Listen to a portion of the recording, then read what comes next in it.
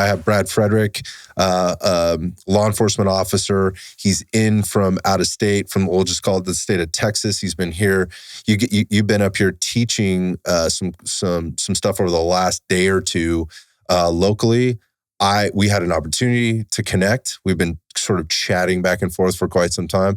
I'm super stoked to have you in the Iron Size Podcast studio, man. Welcome to town. Absolutely. Thanks for having me. Excited to be here. I'm excited about this conversation because I think there's a lot of things to cover. When I look back and kind of how I discovered you, I think it was like a lot of things. It was just kind of, hey, there's some things that are happening. I pay attention to a lot of like body cam footage stuff. And why do I do that? People are, maybe curious as to why.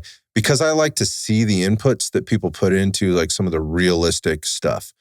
When I got into this genre, let's just say, of preparedness, certainly firearms training, what I saw was a lot of people kind of concocting situations, whether they were based on real life things or whether they were kind of say, hey, here's the what ifs and all that stuff. I was like, I have some questions about this because I'm wondering where all this is coming from. And so I kind of started paying a little bit more attention. And obviously it got a little bit more popular and some people out there doing it. I thought there's some people doing a good job with it. And I thought there were other people that were doing not such a good job with it. And somewhere you popped into the equation. So currently it's Surviving the Street on Instagram. It was something previous to that. Mm-hmm. You've recently started a YouTube channel? I've had the channel. I've had both same time frame. Okay. Kinetic Concepts _group. Right. Was the Instagram, is and was kind of the YouTube channel as well. Yep. When I started the podcast, I kind of saw more value in, just kind of changing the name to something that was more relevant, right? Just at face value. And I think the name kind of implies the purpose. What it is. Yep. Yeah. And then what happened was Instagram came after the Kinetic Concepts _group handle and told me that I was violating something by using that. Is that right? Yeah. Really? Yes. Somebody else's group or something like that? No, it was just like that whole thing where you get something from Instagram and it says, it basically said this handle or Instagram name violates our use policy. Kinetic Concepts _group. Yeah. Somehow violates something. Yeah. In the world of Instagram. And so that warning that comes up and it says you're at risk of losing your account, basically. Yeah, I mean, and at that point, like those are very real concerns, man. Oh, especially with the amount of time you put into it. Wow, that's interesting. And so, fortunately, because I had already changed the name of the podcast, it just made sense. It made sense, and it was available, and it just completely just kind of all makes sense. Again, just at face value on what it is. Mm-hmm. And so I have most recently kind of done that to the YouTube channel as well and rebranded that in a way to Surviving the Street. Still holds the Kinetic Concepts _group handle on YouTube just because, I don't know, kind of hang on to that for a little bit. Okay. But the Surviving the Street stuff is the online presence stuff, basically. The Kinetic Concepts group is the training aspect of what I'm doing, essentially. Got it. So that actually answers a lot of questions like why the change, why the name change, and things and kind of what we've been watching happening. When I say we, I just mean kind of the world within the social media world. Let's get into a little bit of your background and kind of who you are, where you're coming from, what you're doing, why you're doing what you're doing. Because I need a little bit more context to that. I have a lot of questions for you, and I think some of the things you may provide will give me more context and help me with some of the questions that I have. Because only the conversations we've had have literally been through like, direct message or text message as a result of social media, and I hate that. There's a lot of power in that, and I really appreciate the relationships that have been started and the conversations I've had through that. But I also think it leaves too many things on the table, and so I try not to ever draw too many conclusions or make too many assumptions based on that. So let's go back to just kind of understand who you are and where you're coming from. And this is the same thing. I say it on a lot of shows. You get the opportunity to start wherever you like and stop wherever you like. You just have to have patience for me because I may time you out to understand a little bit more of some specific points. So go ahead. Absolutely. So I think for me, when I do get this question, or even, if I have to list this information somewhere, or I have to stand in front of students and talk about it, it's all bullet point things, right? I don't go over every list of class I've ever taken and every certification I hold. Right? Just to me, it's not that relevant. But for people who may not know who I am or what I'm doing or anything about me, I'll start at basically the beginning, but also kind of brush through it, right? So, grew up in Northeast Ohio with a single father of 3 children, right? Okay. And I was in 6th grade when 9/11 happened. Okay. I don't know what that tells you about where you were at that time, but... Well, I know where I was, but in terms of people kind of doing math like that, I get it. Exactly. So do some math. I was in 6th grade watching the Twin Towers, get hit and fall and all that. And I knew personally from that point forward, like, I'm going to go in the military. Yep. I think it was 11-year-old me was like, yeah, that's me, So I kind of continued out my school years knowing that I was going to go into the military. So I always got decent grades, but it was never my objective. School never interested me to begin with, right? So always a hands-on kind of learning type of person. So however it came about, basically, you go and figure out what branch you want to go into. And I went into the Marine Corps because at face value, I was told, and they held themselves in the way that demonstrated that was the hardest thing you could do. Okay. Now, absent of the longer road of Navy SEALs and doing all that stuff. Special operations type stuff. Yeah. So that's why ultimately I went into the Marine Corps. You know? So grew up in a small, almost rural town, and at 15, 16 years old, knowing that I was going to do this thing, would, walk, run down this dirt road with a backpack with weights on, things like that to get ready for that. Doing seemingly what was the right thing. Yeah. And so at 17 years old, my dad signed on the dotted line for me to get into that early entry program. And he didn't like the fact that I wanted to be in the infantry. Was he previous military? No. Okay, gotcha. My grandfather, who I never met, was in the Army in the Korean War. He was a radio operator. Okay. And he also worked for NASA, but I never met him. So I went into the Marine Corps, and the same mentality I had in sports growing up. I'm 5. I tell people I'm 5'6", 5'5" and 3/4. Okay, so I was always the smallest dude, and I always still am. Okay, that's the way it is. Okay, so anytime can't change that, man. Yeah, so anytime I got an opportunity in sports, that was my opportunity to go as hard as I could and to make the other person a believer. You know what I mean? Be a nuisance to them in whatever way possible. Okay. So I took that same mentality into the Marine Corps. And I went hard, as hard as I could. And, fortunate enough for me, some people recognize that. And I was able to position myself in such a way to, just maybe be recognized for those things. We'll just say that. Went into the Marine Corps, went through boot camp, got stationed in Camp Pendleton, and continued that pursuit of going as hard as I could to pursue the next thing, right? And again, when I was doing those things, I was also being recognized amongst my peers for those things, right? So ultimately, I deployed to Afghanistan in 2011 to 2012 in Helmand. And I had 9 months to think about whether or not I was going to stay in the Marine Corps. While you were over there. Right.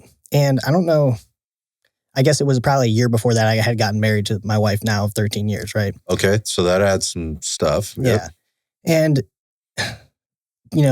being in the Marine Corps and seeing men of different ages and, deteriorations of health and being away from their families and all the things that were going on, I just was like, that's not what I want to do. I was like, when I start having kids, I want to be home, So I knew in Afghanistan that that was going to be it for me. I was going to get out. But my goal was to always be a police officer anyways. So I got out of the Marine Corps, went back to Northeast Ohio, and started to pursue a law enforcement career there at the time. Turns out at that time, there's a lot of people trying to be cops, but there wasn't a lot of jobs. This is 11 years ago or something like that. And just kind of did that whole thing where you go and take tests and nobody's hiring and you don't know if they're hiring. It was a road to no end, it seemed like. So I also got a job as a nuclear security officer, where I did that for 2 years, and great job in terms of pay and benefits, but not really what you wanted to do. Yeah. I didn't see purpose in it. Right. You know what I mean? A lot of the things that we were doing, I'm like, I'm supposed to sit here for 10 hours and watch this monitor, I can imagine. It sounds kind of miserable.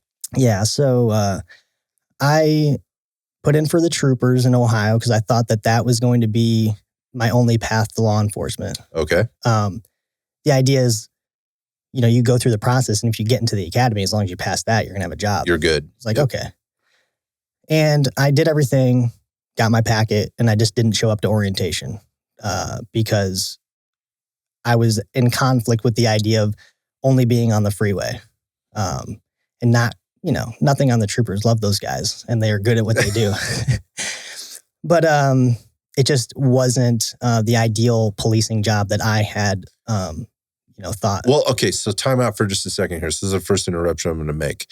Talk to me about what the ideal policing job, or what was in your head based on your previous experience, Marine Corps, the things that you'd seen and done at that point in your life. Because I think this adds a lot of context to kind of maybe where we are now with you, specific, or where you are. Sure. Talk to me about what was in your head. Like, what did you want to do? Whether it was accurate to the description in your head was accurate to what was really going on, or not. What was going through your head, and what did you think of policing at the time?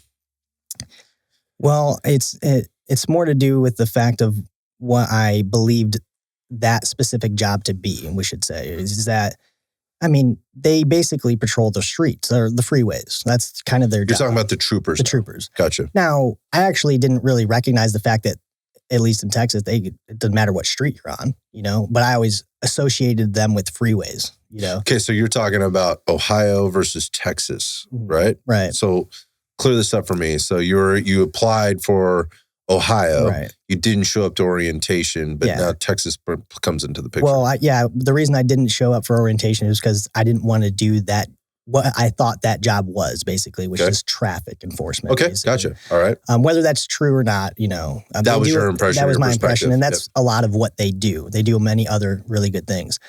And I grew up watching cops like most people do, and I was like, these situations that they're involving themselves in, I also want to involve myself in, and I've always felt like inherently I was a problem solver. Okay. And that's literally what you do all day long as a police officer. You solve other people's problems, even if they're what you would think is a minor problem, right? So I do get enjoyment out of that. But, I didn't think that doing that job, particularly the troopers, was going to be the way in which I could find the worst person I could and put them in jail for as long as possible. Okay. And so how it happened is I came into contact with a previous Marine that I knew who had gotten a job where I work now, saw that he had graduated. I started messaging him. He's like, yeah, you should apply. Here's the information. Called recruiter, and they're like, oh yeah, you want to come down? It was... Is that fast, that easy? Within 2 months, I had a date, basically. I had to go down there and do tests and this and that and the other, but... Sure. Yeah, that's ultimately what it was. I thought that, or it is, kind of true in a way that, inner city, large metropolitan areas where criminal activity is of abundance, you have more opportunity to involve yourselves in these situations. Totally get it. Yeah. So, look, I grew up watching cops too. I was, and you see them kind of running and gunning, getting into stuff or whatever. You want to be active. You want to be proactive. I think when I talk to most law enforcement officers, wherever they are in their career, they can relate to something like that. We're like, look, I'm out there. I want to try to help the community. I want to put bad guys in jail. Occasionally I want some action. I want to get the adrenaline rush for sure. On occasion, and maybe along the way, like I can be rewarded for the things that I'm doing. Maybe that's not my primary goal, but like I feel like I want to be a problem solver, help giver, and crime fighter at the same time. I don't think there's nothing weird about that, man. So your opportunity was in Texas and you took it. Exactly. Talk about that transition. Was it what you thought it was going to be? Like, and how did it all work out? Yeah, it was what I thought it was going to be, and I got everything that I wanted and everything that I was looking for. Sounds like a win. But as you get older, you get a little bit wiser. And talk about that. And conditions change. So, I was married at the time in Ohio and still married at the time. I keep saying that. But I think I had my first child and just had my second child, and now I'm taking my wife away from her family. Mm-hmm. Big life decisions. Yep. And I've talked about this before. That's kind of a whole nother conversation anyways. So she was accepting, we'll just say, to me, coming down here, and was willing to follow me in my pursuit of what I wanted. Yep. And so got here and ran the gauntlet, and inserted myself into the meat grinder that is American policing, essentially. And, the police academy, no issues. Kind of the same thing kind of played out in the academy that kind of had followed me. Seemed like in the other things that I did in my life was like, if you just go as hard as you can and, present yourself in such a way, other people will recognize that and it'll help you get to where you were. And that kind of seemed to be the case. Okay. So, went to the academy, went on patrol did my time on patrol, and ultimately transitioned from the academy to a tactical unit. Gotcha. Our primary job at the time was proactive investigations into violent Part 1 crimes. And a lot of that required unmarked UC work. It's called undercover. People call it undercover, but we really call it plain clothes. Gotcha. So really riding around in a vehicle with no markings on it, wearing the gear, dressed like you're, not a cop, essentially, except your best. You've got some kit on. Right. And it just doesn't scream exactly. for the police until you're actually out of the car and maybe there's a patch that says police on it. Right. Okay, gotcha. And so a lot of what we were doing at the time was exactly that. Exactly what I really enjoyed doing was like putting in the work and then seeing the fruits of your labor pay off by following the information to kind of where you thought it would follow you to, which is where that bad person was or what he was doing. Okay. So we did proactive investigations into aggravated robberies primarily. So doing UC work, plainclothes work to get all the intel and information we needed to identify. We believe that this vehicle, we'll just say, is involved in aggravated robberies. Multiple issues. And then it just kind of starts from there. I'm not going to go into detail, but I think people can pick up what you're putting down. So that required us to do a lot of vehicle, I would say a lot of vehicle interdiction. Is that correct? We'll just say vehicle takedowns. Gotcha. Okay. Both of people in vehicles and on foot. Okay. And law enforcement in a way is actually shifting more towards that because of the danger in the warrant stuff. But also within the proactive investigation into the robberies, I personally focused a lot on the warrant stuff when that stuff was kind of at a lull or there wasn't really anything to drive us in a certain direction. Wait, stop right there. So what do you mean by that? Can you elaborate on that? So most people probably are kind of, I don't say clueless, but even me and of myself moving to a major city, I had no idea what was actually happening with criminal activity. Okay. And so what it turns out to be in a lot of cases is that there are individuals where their whole entire goal and purpose in life is to get up every day, coordinate with other people, and find a location to, conduct their criminal activity. Perpetrate some kind of crime. Exactly. And that's it, right? They may not do it today. They may not do it in 3 days. But they're thinking about it. They're planning it. Yes. It's in their mind. And, they do a pretty good job at it. They're professional criminals. Exactly. I was trying to go into too much detail, but essentially we call them robbery crews. Okay. So 2 or more people conducting multiple robberies because that's what they do. That's a crew. And our job was to use our sources that were available to us to essentially figure out almost never who it was, because they're always masked up or whatever. But how they would get to point A to B and where we could meet them in the middle. Gotcha. And coordinate and plan around what we know and apprehend that. Apprehension. And, right. And, you know, in the county that I work, that's the best thing that you can do, because it's hard to argue with the fact that we saw you do it. Right. You know what I mean? And that almost has to be the case a lot of the time. So this is interesting. So I imagine a lot of crimes, a lot of stuff has to happen to a lot of people at the expense of these criminals before you finally get there to be able to apprehend them. I mean, this is, first off, they have to have committed multiple probably crimes in order for them to get on the radar.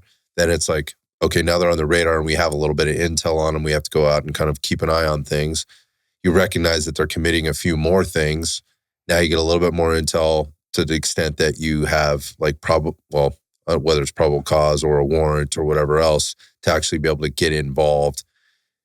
Talk about that because I have friends that work in this business, you know, if you will, and the frustration that they hear from the public about like, well, you knew these guys were doing this and they got through, they did 5 more crimes or whatever, 5 more innocent businesses, people, store owners, shop owners, whatever, before you guys finally stepped in. Can you talk about sort of a little bit of the process and, you know, maybe frustrations or things that you've had to deal with in that respect with regard to this? Well, I'll just say that from my experience, if you know that something's happening and you actually know and you're allowing it to happen, that's not good. And I don't believe, and I don't know for sure, but that's not something that I'm aware is happening where I work. Because if you know that stuff's happening and it's not being addressed, there's going to be serious problems. Not only, you know, not even really for yourself, but just liability aspects on, right? So once you know, it's like, we have this information, you have to do something with it. And I haven't experienced it from that perspective. Gotcha. But what I have experienced is, you know, policing is not the same as it was. When I came on 8 years ago, I came on right before we got body cameras. Okay. And so about 2 years in, then I got the body camera. We were kind of behind, I believe, some other agencies or whatever, parts of the country. But then all these other things in the country started happening too. And there was almost a shift in what was the most important thing in law enforcement from a perspective of the mission entirely, we'll just say, of law enforcement from a organizational perspective. How do we define that just for the listeners? Like, is it like, I mean, we could make it as simple as like protect and serve, but is it... Well, focusing, what is it that we're actually focusing on here? Right? If you have a group of individuals, officers, who are capable and willing to do a thing, but we're not necessarily being told, maybe not even from a certain position or whatever, but that we're not going to focus on this. We think this other thing is more important. So that's what we're going to do. And that, and so if you don't have the time allotted to you, you don't have the resources available to you, and you're not being, given all those things, then you just can't handle the problem. I mean, there's a certain amount of individuals you need to safely handle a specific problem like that. And once you start, not having the individuals to do that, whether they're there or even capable, it's just not safe. What does that do to the mindset of an officer who's been doing this for a long time, or whatever, who all of a sudden has to make this shift to thinking much differently and acting much differently than they will? And I'm asking you, I'm not saying you're speaking for all the officers, but in your mind, like, how does that impact you? Well, think about the reason that I told you I got into law enforcement to begin with. And that's people like me, people that are into the things that I'm into. That's the part of the job that they enjoy. And so if they're not, don't have the capability of doing the part of the job that they enjoy, what does that do in any aspect of, Yeah, man. I mean, I can throw some things out there. Like, I feel like for me, if I was in that situation, I'd be demoralized. especially if I'm being, like some of the things that have happened in the media and, without getting too deep into this, like the defund the police stuff and some of the things that happened just in the last 3 or 4 years, I think I'd be demoralized. I'd be very disgruntled. And I think, beyond that, like we've seen administrative shifts and we've seen some legislative shifts and we've seen some leadership shifts that would create a lot of maybe distrust for me as an officer. And also maybe even as a, again, going back to, the people on my team, like, why are we actually here? I would be very disgruntled.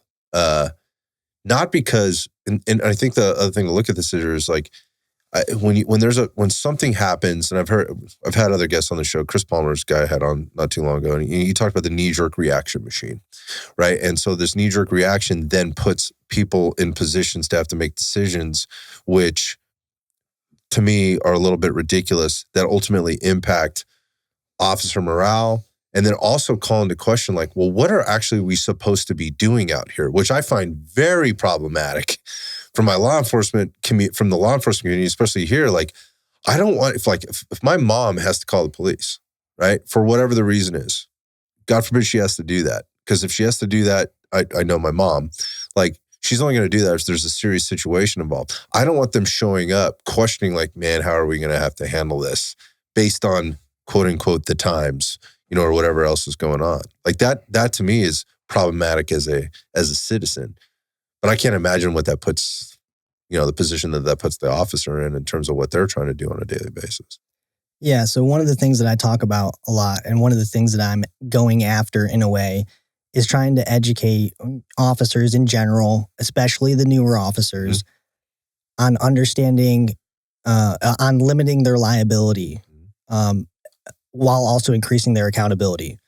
Because that is a delicate balance, man. Right. Because there are almost all of these situations that have risen over the years, there's some legitimacy to them in some way. And one of the things that I talk about is in the situations that I know where officers have gotten themselves in a situation that the outcome was not desirable on their behalf. For the officer. Whether or not they received some type of form of punishment, or lost their job, or even worse, were in a courtroom. Almost always, if you look at what happened, there was some liability involved, or there was some culpability involved in what the officer did. So what you're saying is going to be very unpopular, right? We're going to get back to this, but continue. Well, it's unpopular because it's not what people want to hear. Totally get it. Yes. Yeah. And so, and I can't talk about specific incidents, but if you go on the YouTube channel and you look up the video I did on Breonna Taylor, I actually went through and looked at all the evidence that was available. Did I do the best job? Probably not. Did I miss some things? Maybe, But if you actually go through and listen to it, and then if you don't believe me, which I try to provide real factual information in my videos as much as I can to prevent people from having to go do it on their own. But if you look at that incident, and if you're on a team of any sort and you've had experience with the way teams are run, looking at all the things,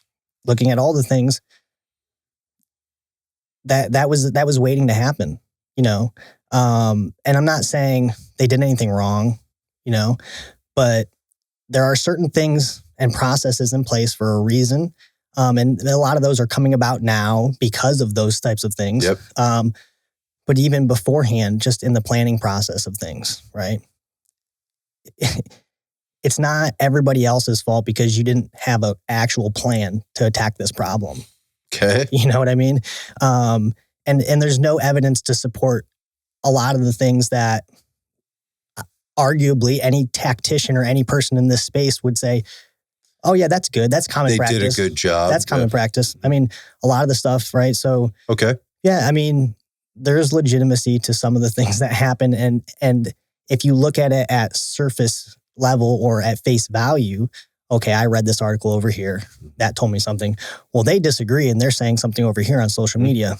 That's all fine and great. But a lot of the time there's real information to be found. And if you go look at the information, it actually tells what I think is more of a true story. the real story, the real information. And what do they say? The truth hurts, right? Or, it's unpopular. Because I think, even after some of the stuff that I said in that video, somebody messaged me on the old Instagram. Oh man. I mean, yeah, we have to talk about this. Well, again, I'm not attacking any individual. I have nothing bad to say about any of these people, these officers or whatever. I'm just telling you what I found. And what it said was, one of the officers that shot in that situation, he said, he shot 17 rounds very quickly at the doorway.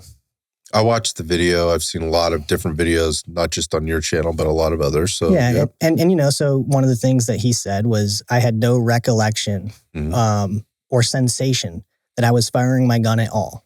Mm-hmm. I don't know what you want me to do about that. That's what he said. So when I present that information, what do you want me to do about it? That's just what happened. That's what was said. And so somebody had messaged me on Instagram and was not being nice, and was saying, you don't know what you're talking about. He never said that. Where are you getting this information from? And it's like, I mean, I can't help you. You know what I mean? Yeah, you don't want to believe the facts of whatever was disclosed in reports, not just in the media, but just in interview processes and things like that. I get it. People have their own belief system. They've been fed information from other avenues, whatever other outlets, and they already have made up in their mind what happened or what didn't happen. However, again, the topics that you're going down suggest that things could have been done a lot better. This is what I'm getting. Mm-hmm. Or differently. Let's just put it that way. They could have been done differently. And if they had been done differently in this particular case, or maybe in a lot of other things that you're reviewing, which we can talk about, the outcome might have been different. Not that what they did was wrong, because I don't necessarily hear that coming from you. No, but I can get where people would immediately assume that is what you're saying, because it is in conflict with the way it may be presented on one side versus the other. Because there's a lot of presentation of that whole situation, particularly the one you're mentioning with Breonna Taylor, where they go, everything they did was wrong. Well, was everything wrong? I'm not on board with that. Yeah, no. But there's a whole other end of the spectrum where it's like, no, what they did was what they were supposed to do. It was, this is within, basic protocol and things like that. And so, you can't blame them for what they did based on the circumstance and blah, blah, blah. And I'm not fully on board with that either. Because when you look at the totality of the situation, there's always like, this is what he said, this is what she said, and then obviously there's what really happened in the middle. And unless you take the time to kind of dig through that and get informed, then you've already made your decision on who's right and who's wrong. Like, this gets really ugly in the social media space, YouTube space, or whatever else. So only thing I'm doing is I'm providing the information. You decide what it is you want to do with it. So, okay. So, and I think I get that from you, but what I'm kind of seeing with interactions and engagements and things like that is what you're saying. Why does that become so controversial? I have some thoughts on this, but I wonder what yours are. Okay. I think ultimately it comes down to people are so involved and married to the thing that they feel like they know so well, that any information that's in conflict potentially and what it is they truly believe, they see it as a threat to what they know. Okay. And in this space of tactics and things like that, just the culture inherently says that unless you've done X, Y, Z, or unless you know this or that, unless I know where you've come from, all these things, then your information is not valid. Mm-hmm. And so I think that that's what it is. And that's been my experience, not online even, but organizationally. Talk about this. Well, I've talked to many officers in similar situations as mine, and we share a lot of commonalities in terms of, there's very small, if any, likelihood that if you have good information, even if it's good information, that you're going to be able to present that information to anybody who has the authority, should we say, to do something with that information to assist other people, even if it's good information. Okay. And so as an officer, let's just say you have 2 years on, okay, and you feel like you've solved a problem and you want to do something about it. Well, who do you have to go talk to? Let's just say from a tactical perspective. Let's just say you have to go talk to individuals that have been doing this job for a long time in a certain area of law enforcement training, we'll just say. And even if you get a chance to present that to them, the likelihood of them being on board with it is pretty small, even if it's good information. And so I think that when you provide information, that isn't just my opinion, I don't believe, right? Because I try to do the best that I can at going out and doing the research or finding information that supports my perspective. That is wildly unpopular.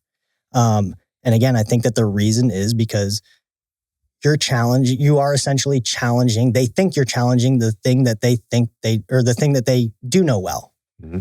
And I mean, how deep into the thing that you're doing really well do you have to be to the point where you're an expert or something? Yeah, are you going to change now? Like let's say like on the marksmanship side, if I provide information that say something else will help you get over here, and it's been proven to do it, and it's not the thing that somebody else is doing, most people don't care really. They're just like, cool. I would think like most people are like, good. If it works, it works. Because ultimately this entire tactical space or culture, whatever, people, I would say, first of all, defining the audience. Okay. I'm not talking to every single average person. I'm talking directly to police officers about a job that I know intimately. Okay, so that's who you're trying to talk to, but in the social media space or whatever, kind of in the world of cyberspace, that inherently you're going to collect a lot of other people with a lot of other opinions. But in your mind, what I'm hearing you say is who you're trying to talk to is the current police officer who's active, who may run into these particular situations. Wrong or right? Yeah, that's right. Okay, gotcha. So all the information that I put out is for them. Okay. And what's important to me is whether or not they receive it and they find value in it. Okay. And, that's how I've kind of built the things that I've decided to, address. Mm-hmm.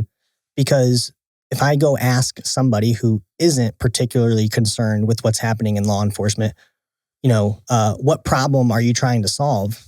There isn't a single person that's going to say, I'd like to see cops shoot less and hit more often. Okay. I'm not going to argue with that. Yeah. So right off the bat, I don't think we're defining the same issue. Okay. That's just one example. Okay. Why or what problem are you trying to solve in terms of vehicle stuff? I don't think that you're going to get an answer that says, I'd like to see officers make a better decision to not shoot through their windshield when they don't have to, so that they can be more accountable for their marksmanship. And here is a process to get to marksmanship faster and clear your muzzle without having to do that.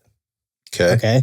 So I think the most important thing is first defining the problem. If we're not defining the same problem, then there should be no problem, So once we know what the problem is, then we can look and decide what is the goal. And what's the right conversation to have around getting to the common goal. Yeah, but it could be, anybody can do this in any aspect of their life. It doesn't have to be policing, but in my, field or whatever. That's who you are and what you do, yeah. So I could have started classes on a particular thing that everybody's doing. That wasn't a passion of mine. I didn't see all that much value in it personally because it just seems like the information suggests that what we've been doing hasn't been helping all that much. Can you talk about that a little bit? Well, in particularly with law enforcement, and marksmanship, although marksmanship frequency and the standards have increased over the years, accuracy has not. Okay. So just knowing that right there. Okay. So generally speaking, law enforcement accuracy it broke it up into two different categories. Yeah. I think this is important to understand. Yeah. So there's incident hit rate and then bullet hit rate. So incident hit rate is how many of the times where officers are engaging, are they hitting the person suspect, bad guy, at all. And it turns out that that's about half of the time, regardless of distance. They're hitting the person or missing at least half of the time, around there, 50 to 60%. I think, so hold on for just a second. Let's time out for a second. So whether 10 shots are fired or 2 shots are fired, at whatever distances, in whatever type of an incident, we got about a 50% hit ratio. Right. It's about 50 to 60%. There was a Dallas study on marksmanship. I think it was 2003 to 2018. It was a pretty long study.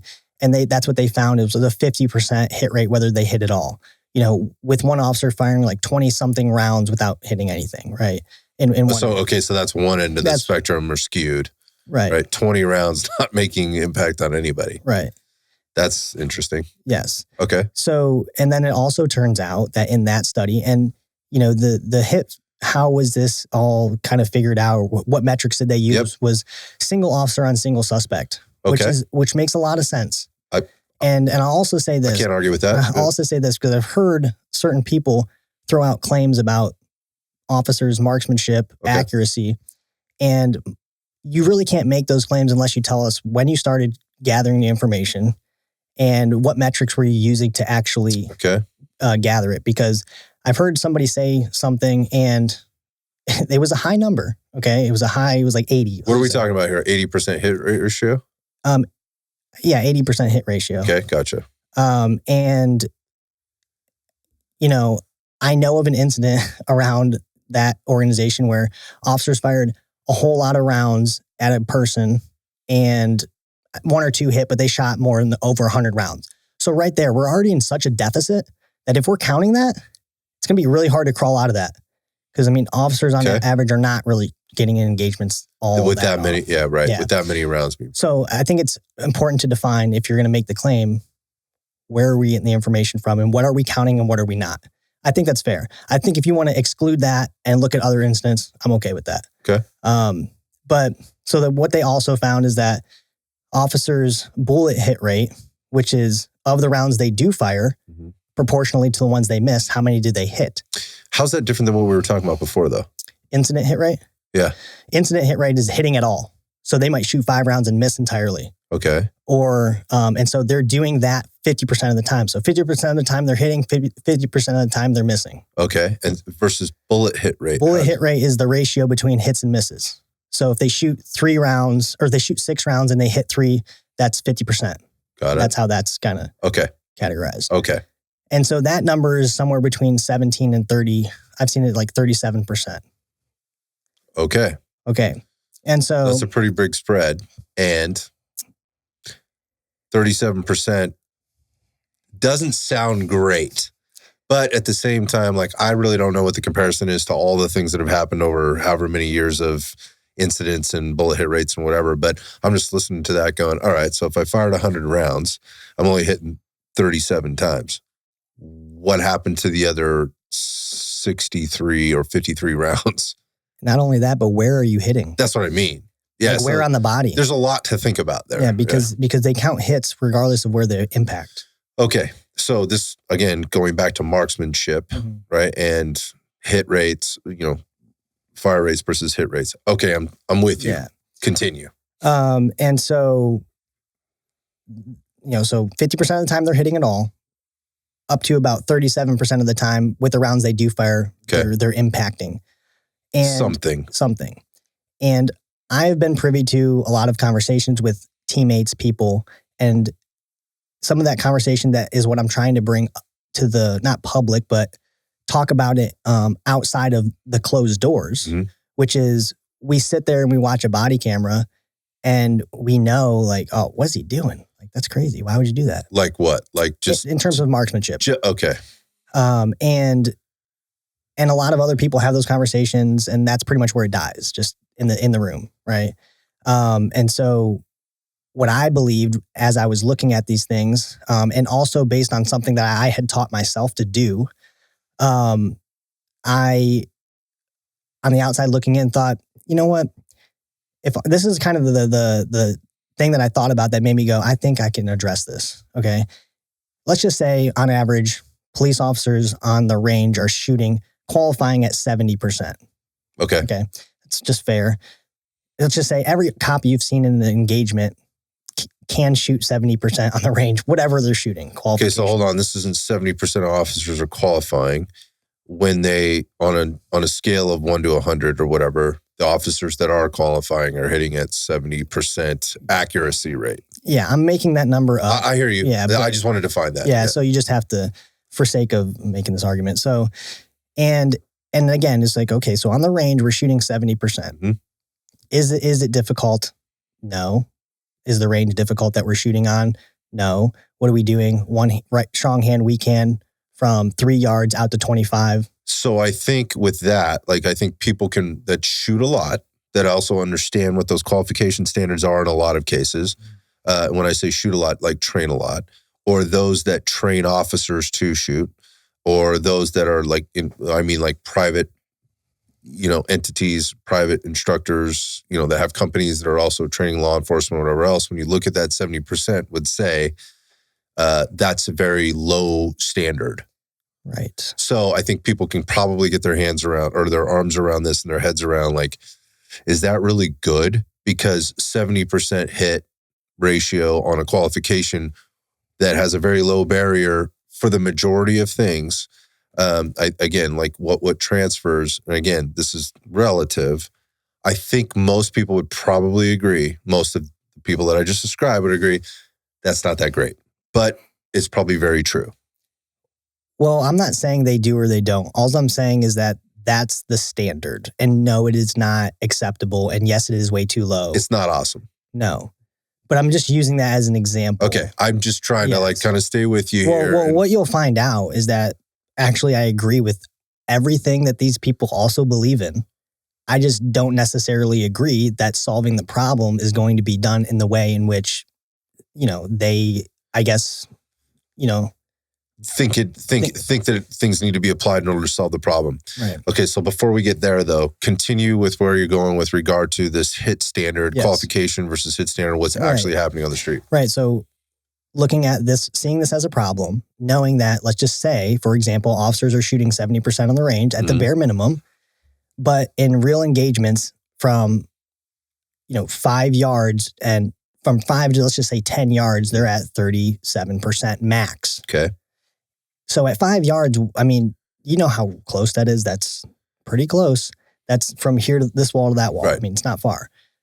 So in terms of difficulty, if an officer can shoot at a target at 25 yards and hit it enough to qualify, but at 5 yards, they're shooting 37%, whatever. Yeah. So that kind of is telling me in my mind, well, maybe there's another problem, and also doing more research and looking at, well, it kind of turns out things that I've already described is written kind of in literature, and the fact that what we've been doing hasn't been effective in addressing the problem.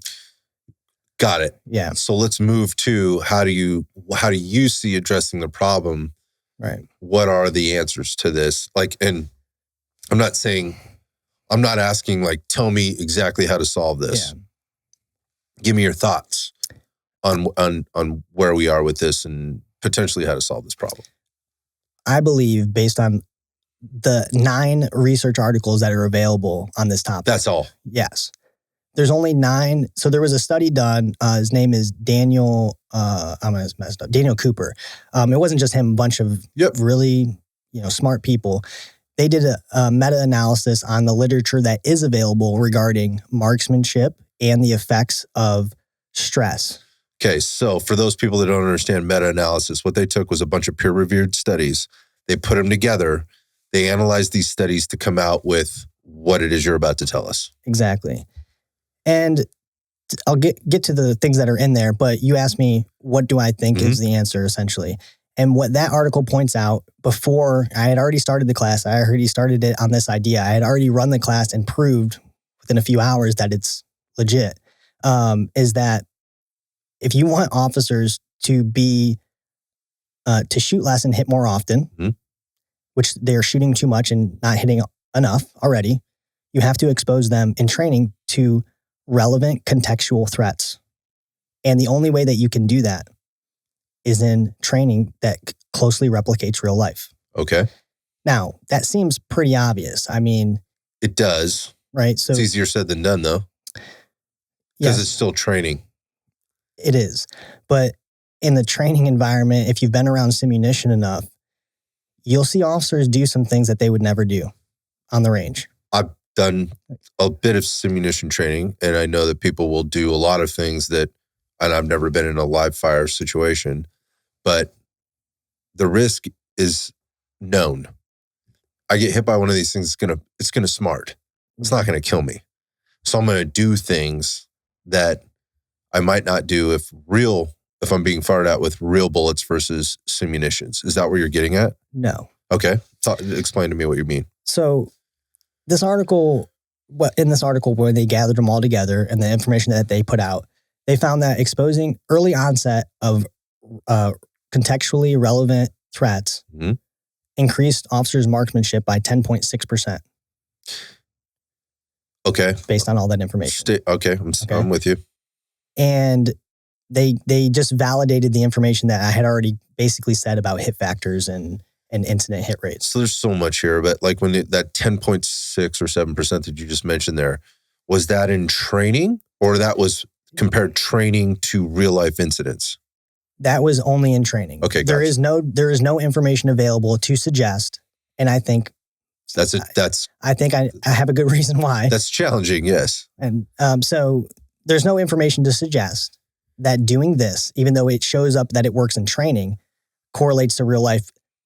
The information's probably there. They just haven't looked at it. Okay, this person was involved in this engagement. How much have they gone through this thing? Maybe. There's a lot of variables there. Yeah. Man. So again, this is what they were able to decipher based on all this information, 10.6%. But absent of that, we still know that traditional training is not doing what we expected to do. So, essentially in the classes that I've run, as an example, the first class that I ran and I taught these students this concept, they went from 20, and my standard is the A zone. You're familiar with the A zone, right? So that's what I'm grading on. They shot 21%. And these are officers that can shoot, and I know they can shoot because I've had them on the range, and they're in positions where they should know how to shoot, right? And I'm saying I remove all the things that make marksmanship difficult because I'm trying to gather information, right? So distance, target availability, movement, light and conditions. I remove all those things. So in terms of difficulty, it's favorable for the shooter. Right. I mean, to the point where officers are completely missing. And I wasn't at all surprised. I thought what was going to happen was I was going to see the same thing we see on the street here. And it turns out, yeah, you do. It's actually worse, though, because you said 37% versus 21%. Well, it's up to 30. It's like 17 to 37. So it's in there. It's on the lower end of the range. And I essentially teach them this concept and idea, which is at face value very simple.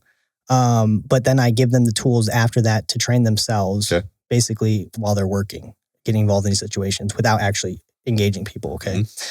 And when I give them the period of instruction like I did today 5 times to these students that I had. Because you had 5 different groups. I had 5 different groups or 4 or 5 over 4 or 5 hours. What we see is exactly that. When exposed to a contextually relevant threat where induced with the physiological responses of stress, they do what we commonly see, which is point the gun and pull the trigger without any regard for their sights, and they miss or they hit where they're not intending to. And I also eliminate the idea that you should even probably attempt to point shoot, right? And then period of instruction, which was today very quick, bring them back in, do it again, and now we're back up again. And so, and when I teach this thing, people are kind of taken back by it. They're like, wow, I never thought about that. This is something, And so to me, that validates not only that, but because I said I trained myself to do this thing, and then ultimately it resulted in me being very accountable for my marksmanship in real life and doing what I needed to do, that was like, okay, this is legit. And so I can teach officers this concept and idea, and they could not go to the range again or just do their basic qualification. because they're probably going to anyways. And if they choose to, like any training, right? If they choose to buy into it as I have and apply it out on the street, then they will probably get as close to guaranteeing a hit as possible and be accountable. Because what you see is that regardless of target difficulty, officers point the gun and pull the trigger really fast. And there's situations where, yes, bad guy shot at officer. I get it. Bad guy started running. He was already at like 20 yards. Officer went to slide lock. Dude was still standing. He was almost at 30 by now. Finally, guy falls. Okay. So what ends up happening is officers get in these situations either in real life or in training, and they feel like they don't have time. Okay. Right? Which is, that's the stress. That's the fight or flight response. I got to go now. And what point that I make is that, listen, look what just happened. You spent all this time doing something that didn't work. And what do you mean specifically? They spent all this time shooting at things that didn't need to be shot or missing. Okay. When you could have taken that actual time that you thought was taking too much time and stopped the threat sooner, right? By slowing down rate of fire, putting rounds more accurately. Okay. So the basic idea is this. When officers are being involved in these situations, they are so focused on the threat that they have lost complete thought or consciousness in marksmanship. Okay. Right? So they dumb down to the only thing that they know, which is the mechanical process of pointing your gun and pulling the trigger. This is the concept of defaulting to your lowest level of training. Sure. At some level. At some level.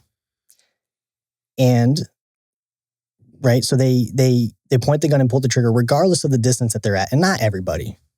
Okay, yeah. I didn't hear you say that, but I can understand where people might make that assumption that's what you're saying is going to happen here. Sometimes I speak in general terms. But okay. Yeah, I didn't hear you say that. Not everybody. Obviously, there's a lot of cops that are doing a lot of great things and doing exactly what they should be doing. But statistically, that isn't the case. That's not the majority of people is what you're saying. Right. Okay, gotcha. And I've pointed out in many videos that this guy's still standing and we're already 15 rounds into it.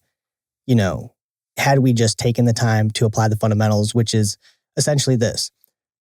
If I can get you to your sights in a high stress, high stimulus situation, there is an extremely high likelihood that you are going to shoot based on what you are seeing in your sights or out of your peripheral or sight superimposed, red dot superimposed on target. Okay, I can come on board with that. Okay, so let's just say this officer who starts shooting at a guy who's running with a weapon at 15 yards, and then the guy drops at 30 when he's done shooting. And he's pointing the gun and he's pulling the trigger as fast as he can. I'll have to show you the video, okay? Now, if I took that officer out on the range and I said, here's a moving target, and it's not fully available, it's a bladed target. Okay. So it's turned to the side for those people that don't understand what that means. Looking at a side view. When the buzzer goes off, you give them 17 rounds, whatever. And you say, from this point, you have as many rounds as you want to shoot this target till he gets to 30 rounds. Okay. That's not easy to do. It's not easy to hit that type of target. He's running. He's not fully available. You're already induced with physiological responses to stress. A lot of variables here. Yep. So that's not easy to do. And it's not easy to do even under ideal conditions. What would that officer do if we said, you're on the range, we just want to see you shoot, no time limit, just as many as you can get from here to here. But if you miss, just pretend like there's kids in the background or there's houses. Okay? What would you do? Or parking lot. Right. So on the buzzer, are you ready? Yes. How are cops going to shoot? I would say they're probably going to be a little bit more deliberate, and they're going to probably slow down a little bit in terms of their decision-making process in order for target acquisition and having that subject in their sights. Exactly. You're going to shoot based on what you actually think you're capable of accomplishing based on what your sight is doing. So as soon as you're, bang, okay, bang, bang, it's not going to be a pop, pop, pop, pop, 17 rounds to slide lock. Yeah. And the question becomes, why are you doing it here, but over here, you're doing exactly what you should be doing? I don't know. How do you answer that question? Why? Well, they're not getting to the point where marksmanship matters. And so in training. Well, they're not getting to the point where marksmanship matters in real life, not in training. Okay. Because on the range, they're pointing their gun at the target and trying to hit the target with their sights, their dot, whatever they have. But in real life, a majority of the time, they're not doing that. Okay. And the problem is that they're not getting to marksmanship. So essentially what I do is I basically tell them what to do. Let's put it that way. Okay. They're standing there in a situation where they don't know what's going to happen. They shoot 21%. Okay. Have a whole conversation about a bunch of things. Come back in. Basically tell them what to do. Let's just say 98% again. Okay. So the goal is like, I can't be there with you all the time. So you have to start telling yourself what you should be doing. And again, they're so invested in what the bad guy is doing that they haven't shifted their focus yet to what actually matters, which is marksmanship. Now, there's a whole list of things that I go through that are going to help you get to marksmanship as more of a guaranteed outcome, which is your mindset, posture, tactics, and processes you have in place for those tactics that ultimately will arrive you at marksmanship. Although, absent of all those things, you can just arrive at marksmanship, which is what they do basically. Because in the scenarios that I set up, or at least the testing portion, it's not difficult. There's no movement, there's no tactics. They don't know what's going to happen, and their posture is just standing there. Right. Okay. So I explain that thing to them and say exactly what I told you and give examples that, yes, you could be at a stoplight and a guy jumps out with a gun and you decide, oh, I got to do something. You step out of your car and engage the target. Engage him. Well, there's no tactics involved with that. You're just getting out of your vehicle like you've done forever, right? And so in that instance, you've just arrived at marksmanship if you actually do arrive there. I think I understand where you're coming from now. Yep. And so what I do in that class is something that I guess you could say I kind of made it up, is deliberate habituation.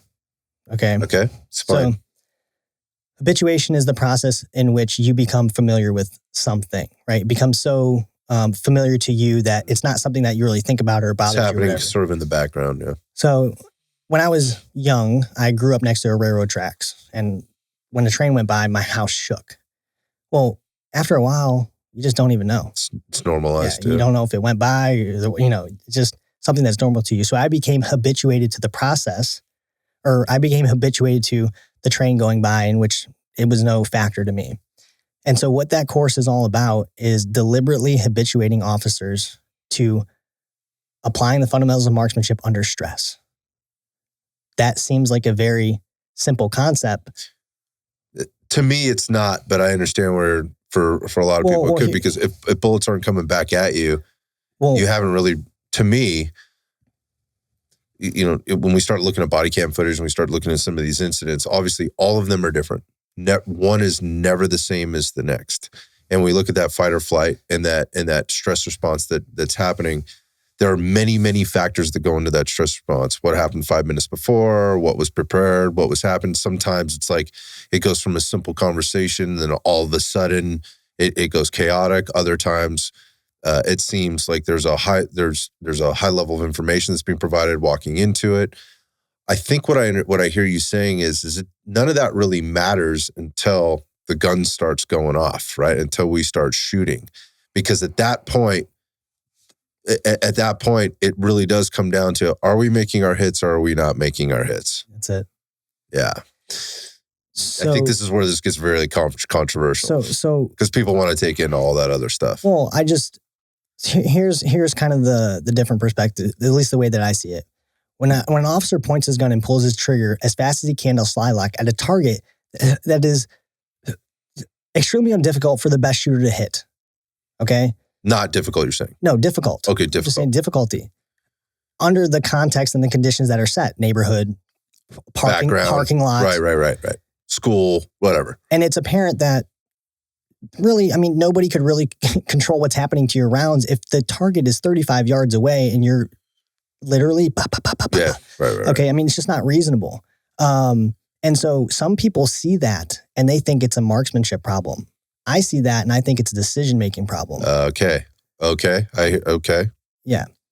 And so, people commonly say something like, officers are outrunning their headlights. Mm-hmm. I think that their high beams are on and they shouldn't be. Okay.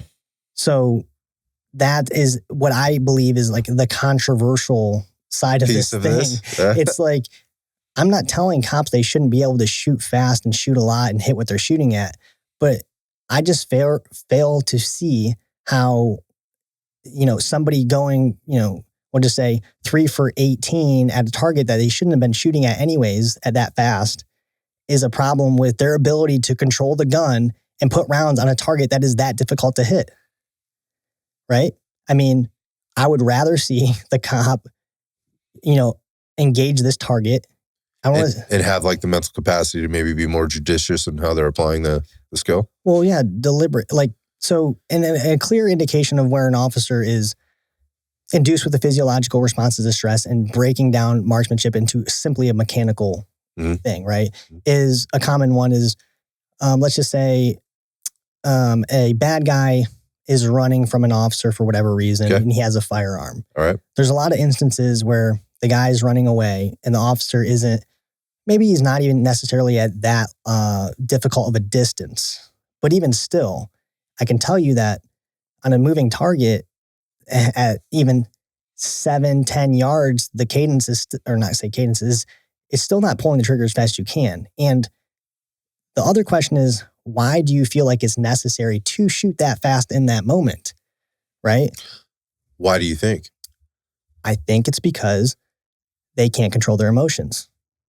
Okay. And because first of all, I'm not saying don't shoot at people that you feel like need to be, shot at. Yeah, I gotcha. It has nothing, I don't get involved in that conversation.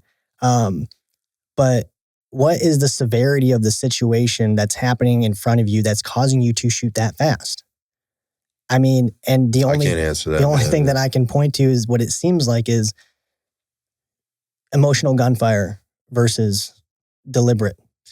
Are you saying at the same time that like if you're being shot at or if you're in a situation where you actually have to draw and shoot at somebody, you are failing because you are in a heightened state of emotion? Basically. Okay. So also in that study, what it found was that officers on average fire 4.7 rounds at a person who is unarmed.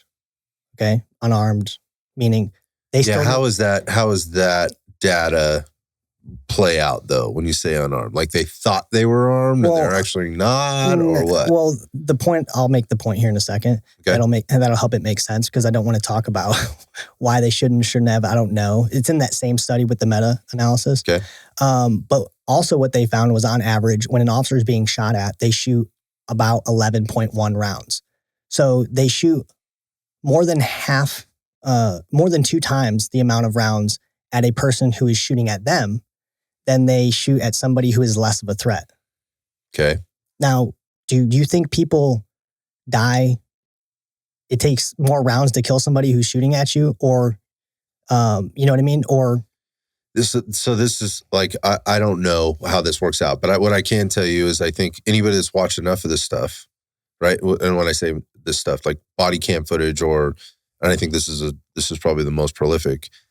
We've seen plenty of times where people take multiple rounds, like a bad guy takes multiple rounds and they're still moving, they're still shooting, they're still doing stuff, right? That is a threat to themselves and everybody else before ultimately they're overcome by whatever, blood loss, whatever, and finally, or maybe a round lands somewhere where the lights go out. Absolutely. So I think we can all, like anybody that's done enough of this stuff can, like, we're not doing this whole just shoot him in the leg, bro. No. Like I would hope anybody that's listening to the show kind of gets that point. So I think that's kind of where we're going. But continue now, because I think that's a thing. Like it makes sense. Like I need to keep going until the line is I'm going to go until the threat is stopped, right? So that means I need to keep firing until there's no longer a threat. What you're saying is like, could we fire less, hit more, so that there's no longer a threat sooner in the process? Not really. Okay. Kind of. That's on a different point that I already made. But what I'm saying is that officers are shooting on average 2 times more on something that they perceive or actually is more of a threat to them than they are shooting on something that is less of a threat. Okay, you're saying that's what the statistics are pointing to. Right. That's a tough one though, man, because if I'm out there and I'm doing the thing, right. And I mean, I assumed that's a tough one for me to look at, just like, well, that dude thought he was going to get shot at, or, there was a bright, shiny object that he presented from his hip or his pocket or whatever. Well, that's the point that I'm just pointing out the fact that I'm not arguing. I'm just saying, like, man, that's tough. Yeah. Oh, yeah, I know. But why is it? That's a tough reality to kind of look at. I know, but why is that harder than when it is a tough reality to look at. And the reality is that in this situation where they're shooting 2 times more, yep, they are overcome with more of the physiological responses of stress because of the actual threat that is presented to them, okay, or perceived threat. Where in situations where the guy is less of a threat, they intend to shoot less because what it appears is that they are not as overcome with the physiological responses of stress. Okay, I see where you're coming from now. Right, and are able to focus on marksmanship. Okay, I see where you're coming from now. That takes a lot for somebody to actually step back from, I think, that sees a 30-second Instagram reel or is trying to take this all in from a YouTube video or whatever and actually think through the process. I understand where you're coming from. And it makes sense is why a lot of this is so controversial, because you're thinking at it at a deeper level and you're thinking about it from a mindset, a psychological and physiological piece, which means you have to have some level of understanding of how those things operate. And you also have to be able to remove yourself from the situation and try to not be emotional about like who's right and who's wrong. You just have to look at the totality of the situation. Right. And I think there's some good people out there that are really doing, when I say good people, I think there's people out there that are trying to do that really well. But you're talking about a very, very controversial or like heated subject. And so it makes sense to me that, people are not gonna like that kind of an analysis. Right. And it also leaves so much room for fucking people to just jump in and say whatever the hell. That's fine. But like I said, it's not my opinion. I am filling in, obviously, a little bit of why I think this is, right? Yeah, you totally get it. Yeah, but I'm also trying to present the information in a way that isn't saying, I believe this because I'm me. Yeah. Okay. And the truth is that here's another question I would ask other individuals that think otherwise. Mm-hmm. What is your plan to solve the problem? If this isn't the right way, like what is the right way? What do you think that their answer would be if you asked individuals that thought maybe more of the same thing that isn't working is the answer? I don't know. Well, I'll just fill it in. I'll just say what I think they probably believe, which is the only thing that is, maybe necessarily relevant in that context is that, well, shoot more, shoot harder qualifications, shoot all this. Oh, I hear you. Right. So that's the thing. So that's what they would say. And I can tell you that that's already a struggle to convince people that cops need to shoot more. It's already there's qualifications where you can miss the target completely. And now we're talking about how much money are we spending on? Yeah. On this? How much money? How many cops off the street are we? Okay. I actually think that's not controversial at all. I think most people at this point understand not all, but most people understand what you're saying to be a very true statement. So even if you believe that's the answer, it's going to be very difficult to convince the institution, the organizations that they need to do that thing, because we've been trying for a long time. Mm-hmm. And so even that's my thing is that if you think this is the answer, mm-hmm. what are you doing to solve the problem in the way that you believe is more beneficial? Well, let me ask you the question then. Like, what do you think is the right solution for this? And I'm not asking like, what can we do today to fix tomorrow? But if we had to look at this, from a broad perspective, what is the answer? How do we? First off, I think you have to change the belief system, right? Yeah, you might have to jack that thing up a bit. But like, what is the right answer? Like, what is the approach that you think is the most appropriate to at least understanding this better, to evolve it into something that is better than where we are now? You have to get the right people to buy into it. Who are those people? Is it a bottom up or a top down, or is it both?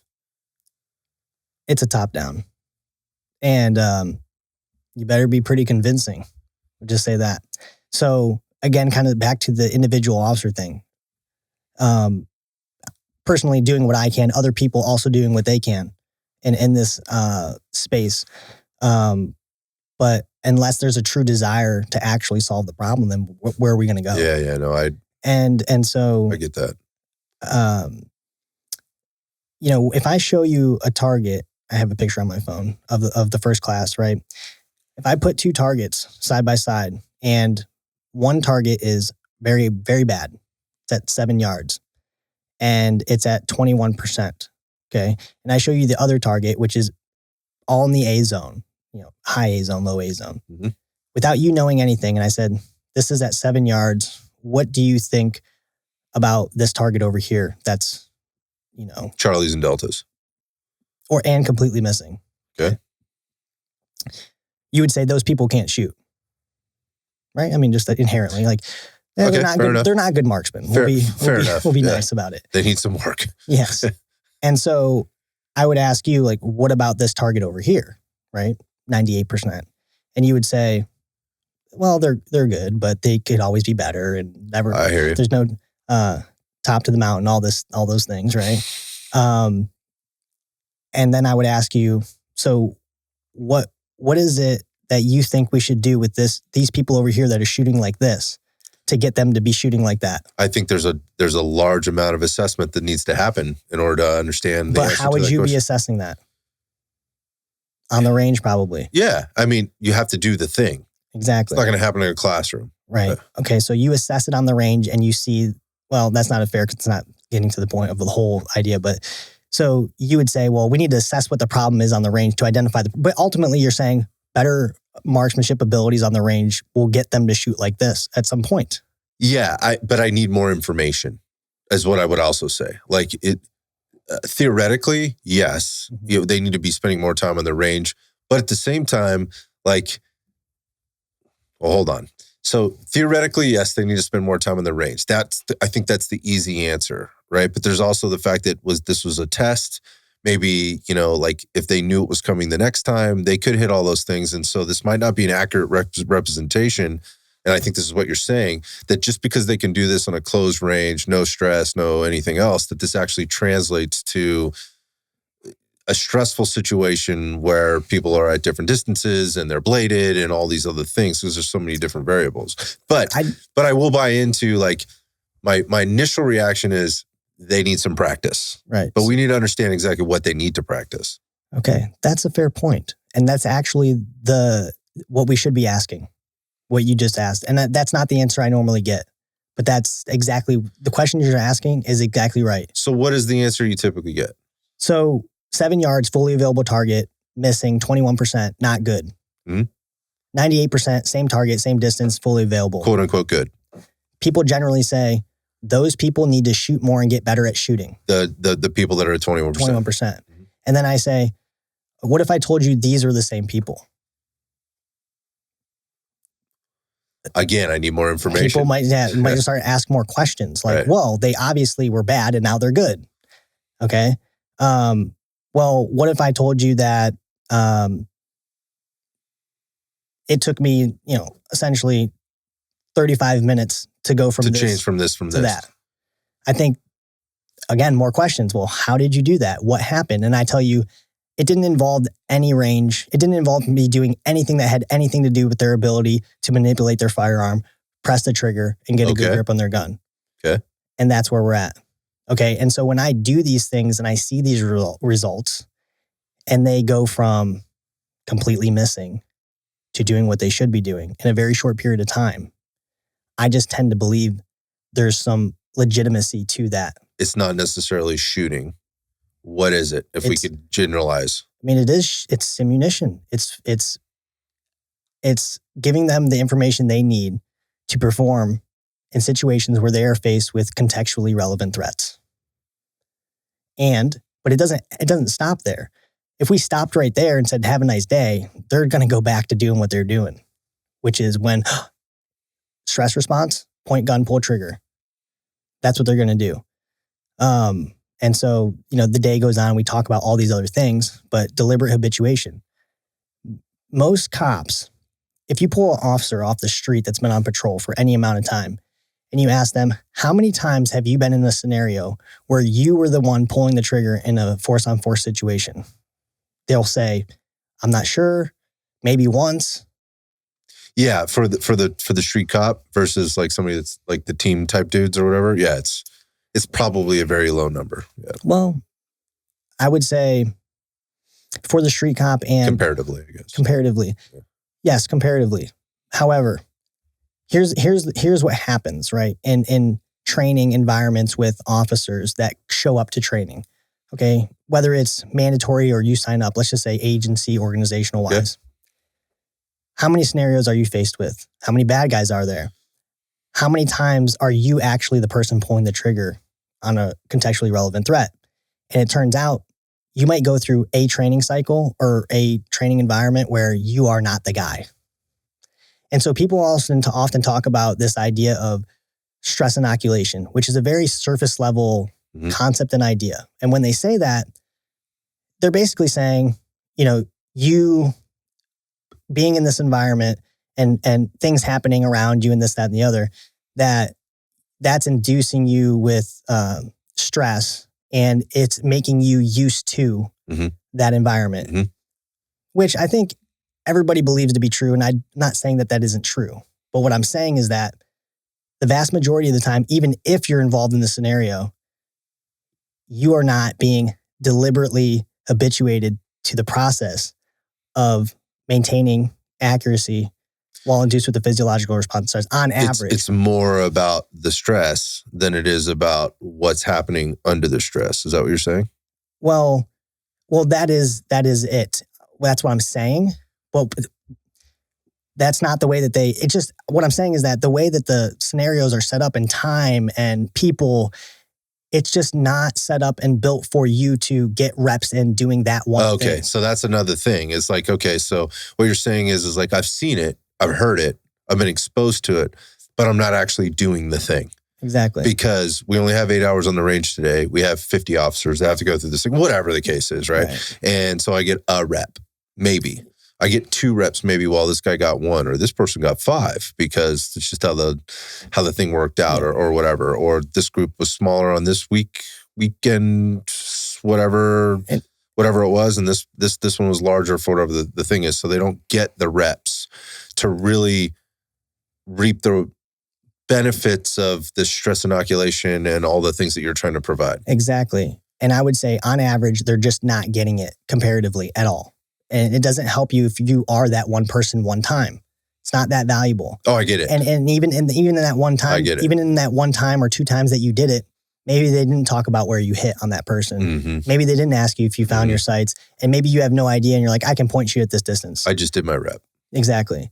So that's the process of the class or whatever. That's everybody that's there is getting reps in, and that's what the class is, essentially. But, to your point about the team things, and the reason that teams essentially, because that same thing happens also in team environments. It's just you still do get exposed more often than average officers, because there's days where I had gone and done clearings and it was floors, right? First floor, second floor, third floor, fourth floor, first squad, second, third, and fourth, rotating until everybody hits the same floor twice. Okay. I shot 1 time on a hostage taker. That's it. So it's not as if it's the same, right? Because you set up a scenario, right? Scenarios, they're isolated in their own ways. But it doesn't mean sometimes you're the first guy through the door. I hear you. And you never get to do it. Sometimes you're like, I'll get in the back this time. I'll get to maybe shoot. And it doesn't work out that way. It doesn't work out. It's just a matter of chance. And you could be the guy that got 3 reps today doing that one thing, or you got none. And on average, there's more people that didn't, because we're running the scenario for, 8 times. So there's going to be more people that actually didn't shoot. It's not that effective. It's not that big of a deal in that scenario situation, because you still do it way more on average. Yeah, just the volume of times, right? The total volume. So what's the answer to this? Because when we look out there, I think, again, most most folks in the space would agree, like, we just don't get enough. We don't get enough. The government is never going to give us enough of what we actually need to progress. It's going to give us just enough to kind of get by, and maybe, if we're lucky, be good enough, whatever that means. I think So what's the answer there? Like, how do we, because I think what you talked about is like, it's a top-down, it's a top-down cultural thing, but like, how do you realistically see this working out? Like, what's been being successful? What are you seeing? How does this work, man? Well, I have planned out essentially a way to implement it on a larger scale that I'm not necessarily going to get into, but people that have the ability to make decisions can make whatever decisions they feel are I believe they do what they want to do. Right. Yep. So if they wanted that thing to happen, we could make it happen in the sense of, call it a pilot program. Okay. Call it a test. Call it whatever you want. Mm-hmm. Essentially, what it is it's not a qualification. I call them exposures. Okay. Okay. So, however often you set it up, essentially what's happening is you're basically doing this process that I've developed very quickly.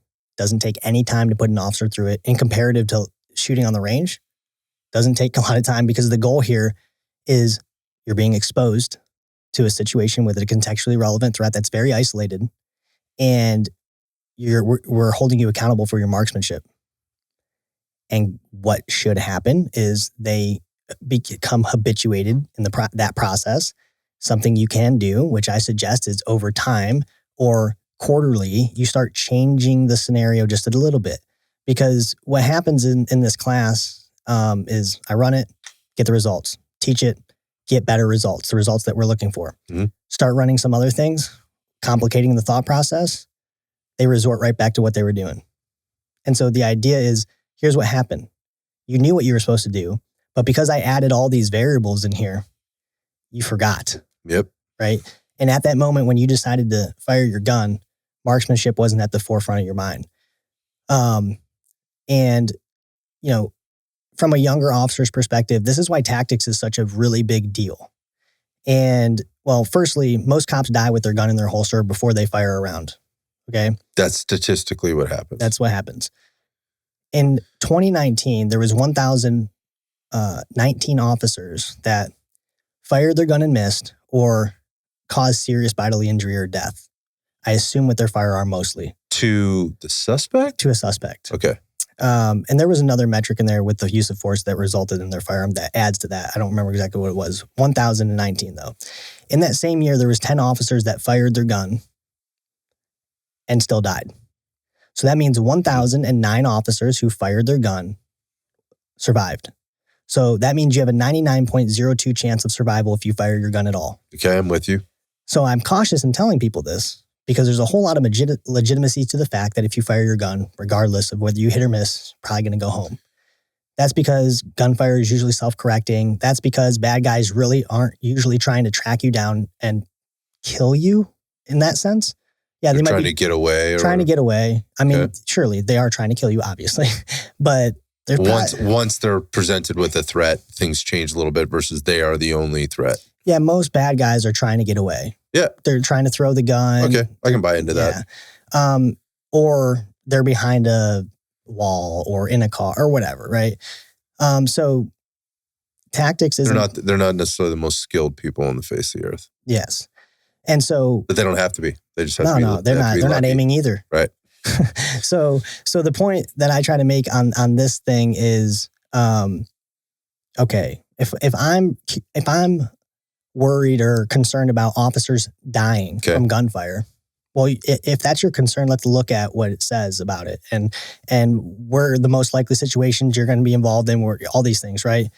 So that's why tactics are important, because they're going to put you in a position to be able to fire your gun, to be prepared. And I think that there's conversation about how you getting there not mattering or whatever. And in law enforcement, that's basically the only thing that matters, is whether or not you get there at all. Okay. Because if you don't get there, the chances of you dying are pretty high. So that's just. You mean get there? That is, get into the situation with your gun out of your holster. getting to marksmanship. Yep. Or we'll just say even to getting to your gun and presenting it to fire around. There's a few things that happen right before marksmanship, but you just said like 99.2% chance or whatever it was. You get that gun out of the holster and you're probably going home at the end of the day. Yeah. So there's a whole thing that I had kind of already talked about with mindset, posture, process, tactics, and all that. But when I do the things that I'm doing or decided, hey, well, what is it I want to do and, kind of enter into this space or whatever, I am trying to solve a problem. And whether or not you could get organizations to buy into that, we'll probably have this conversation off camera. I don't want to actually say on why I think that there would probably be an inclination for them not to want to. That's all I'm doing. I'm just identifying problem. What is the goal? Okay, this is the problem. What is the goal? The problem being we need to be more accurate in these situations. Mm-hmm. Is that's the problem is we're not as accurate as we could be. Sure, but let's just start at. So I'm asking. Let's define what this is. So like, how is this actually presented after all the things we've talked about? The problem is what? The problem is that officers typically shoot without any regard to their sights. They point the gun, pull the trigger as fast as they can, which leads to a higher likelihood of you missing completely, and it leads to a higher likelihood of you missing more than you're actually hitting. Okay, and those rounds are going somewhere. Got you. Okay, there's many situations where officers have hit unnecessarily, citizens and things like that. But I think if we really boil this down, I hear what you said, then that's problematic for these other reasons. Like, okay, so if this is your hit to miss ratio, obviously the miss ratio presents many other issues depending on the situation. Exactly. Okay, and the solution being? Well, let me just say one more thing. Okay, sorry. Personal liability, which is something that I talk about a lot, accountability. Mm-hmm. If you think that someone's going to come save you as an officer from a bad decision, you're not looking at it right. They don't have any reason to, right?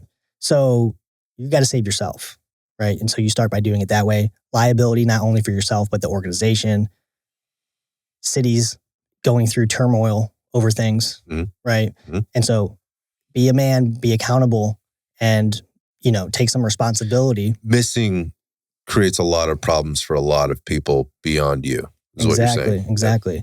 So you said problem, goal, right? And here's something to look at. You said the goal would be to get officers to hit more, right? Well, I think it's to increase the hit ratio. And I mean, I think in the context of what we're talking about, that solves a lot of potential problems, but it's not all the problems, because we already talked about, like, one of the things you said was the level of threat that they're faced with and shooting and potentially killing, whoever with a lower level of threat than was initially perceived. So there's a little bit of gray area in between here, but I think the goal being, if we can, when presented with a legit threat, and we are drawing our firearm and we are shooting, we are shooting less and hitting more. Exactly. That's what I'm kind of getting at from this. Yeah. And so, like, I would say, as an individual, if you're watching this as an individual officer, let's just think about a little bit of self-preservation with all the things that are going on in the world and the country and all these things. I think that's a solid perspective. Like, policing has changed. Body cams are there. Like, there's a lot of liability there. I think a lot more officers are thinking that way now, because you have to, I think you mentioned it, like, policing is different. Right. Not that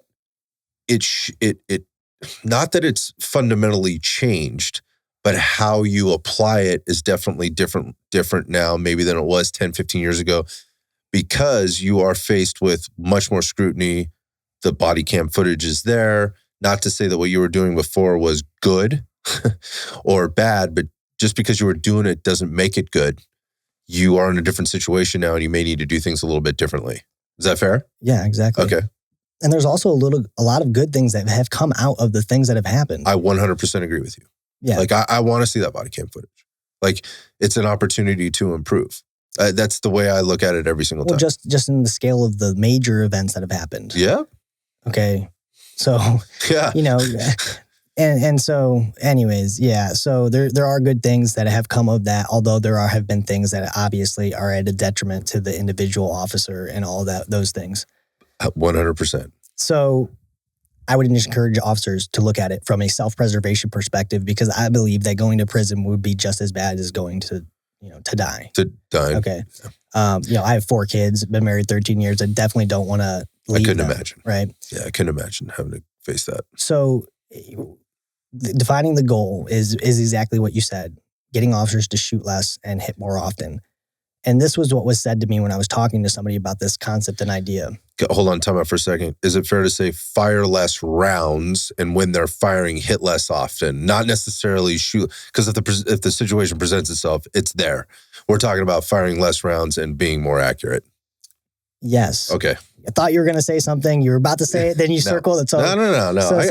So here's the deal. One way or another, this doesn't bother me any, but I talked to a person who I had this conversation with, who was buying into this idea. Okay. And he said, I don't believe that this is going to get officers, make officers better at hitting bad guys that need to be hit. Okay. And I said, sure, that's a fair, idea that what I'm doing or this idea isn't going to improve their ability to apply the fundamentals of marksmanship that they're already maybe not that good at. Okay. That's okay. Or maybe not okay, but that's evident that could be true. Okay. I'm with you. But what seems very obvious is that if officers shoot less, just inherently at things that, if they shoot less, then the hit factor will automatically go up, right? Regardless of whether they're hitting or missing. If their marksmanship standard stays the same, 17 to 37%. I hear where you're going with this, yeah. And statistically, and they make better decisions with gunfire. Well, what happens? Their hits remain the same, but the times they shoot, meaning we're not adding to our misses. Yeah, the misses decline. Exactly. So that was what I had said, and he said, "Oh, I think you're right about that." There's a bit of theory to this, though, like that's the case, because I don't know, the way you weigh the statistics here, like, okay, I shot 10 times and I hit, or I shot 20 times and I hit 10. What you're saying is if I shot less times, I would have still hit the 10. Presumably, yes. Yeah, but I don't know if you can do that, man. I mean, to be honest. Well, just look at it as a totality of the average of things. Okay. Right? So if you implement, this idea or process, and it's, and you find out that, let's just say you started at a certain day or time, or certain, like, let's say new cadets, right? Like new cadets are all going to do this program right here. Okay, gotcha. Okay. Well, that's the best way to do it, honestly. So they do it in the academy, and then they do their exposures, right? Mm-hmm.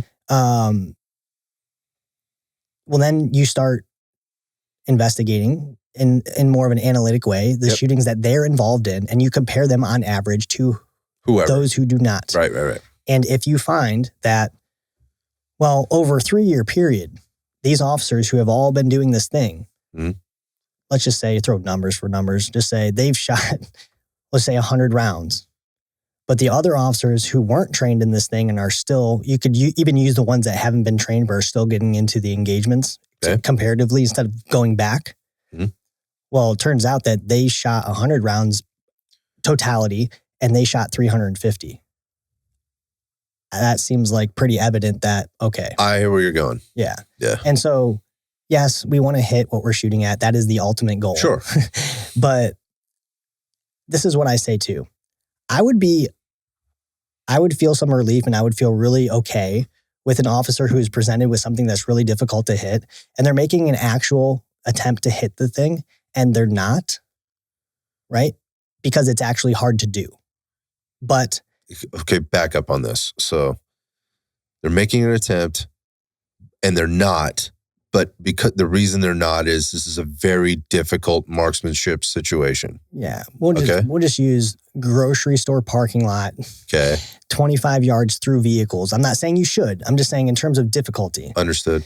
And he's getting presented with the person who's running or jogging, and he doesn't have a fully available target, and he feels like he has what he needs in terms of his target. He sees, And he tries to hit this person, and he misses, and he decides, I'm not going to keep shooting this thing because it's not doing what I'm expecting it to do. So that seems like good decision making to me. Right. Okay.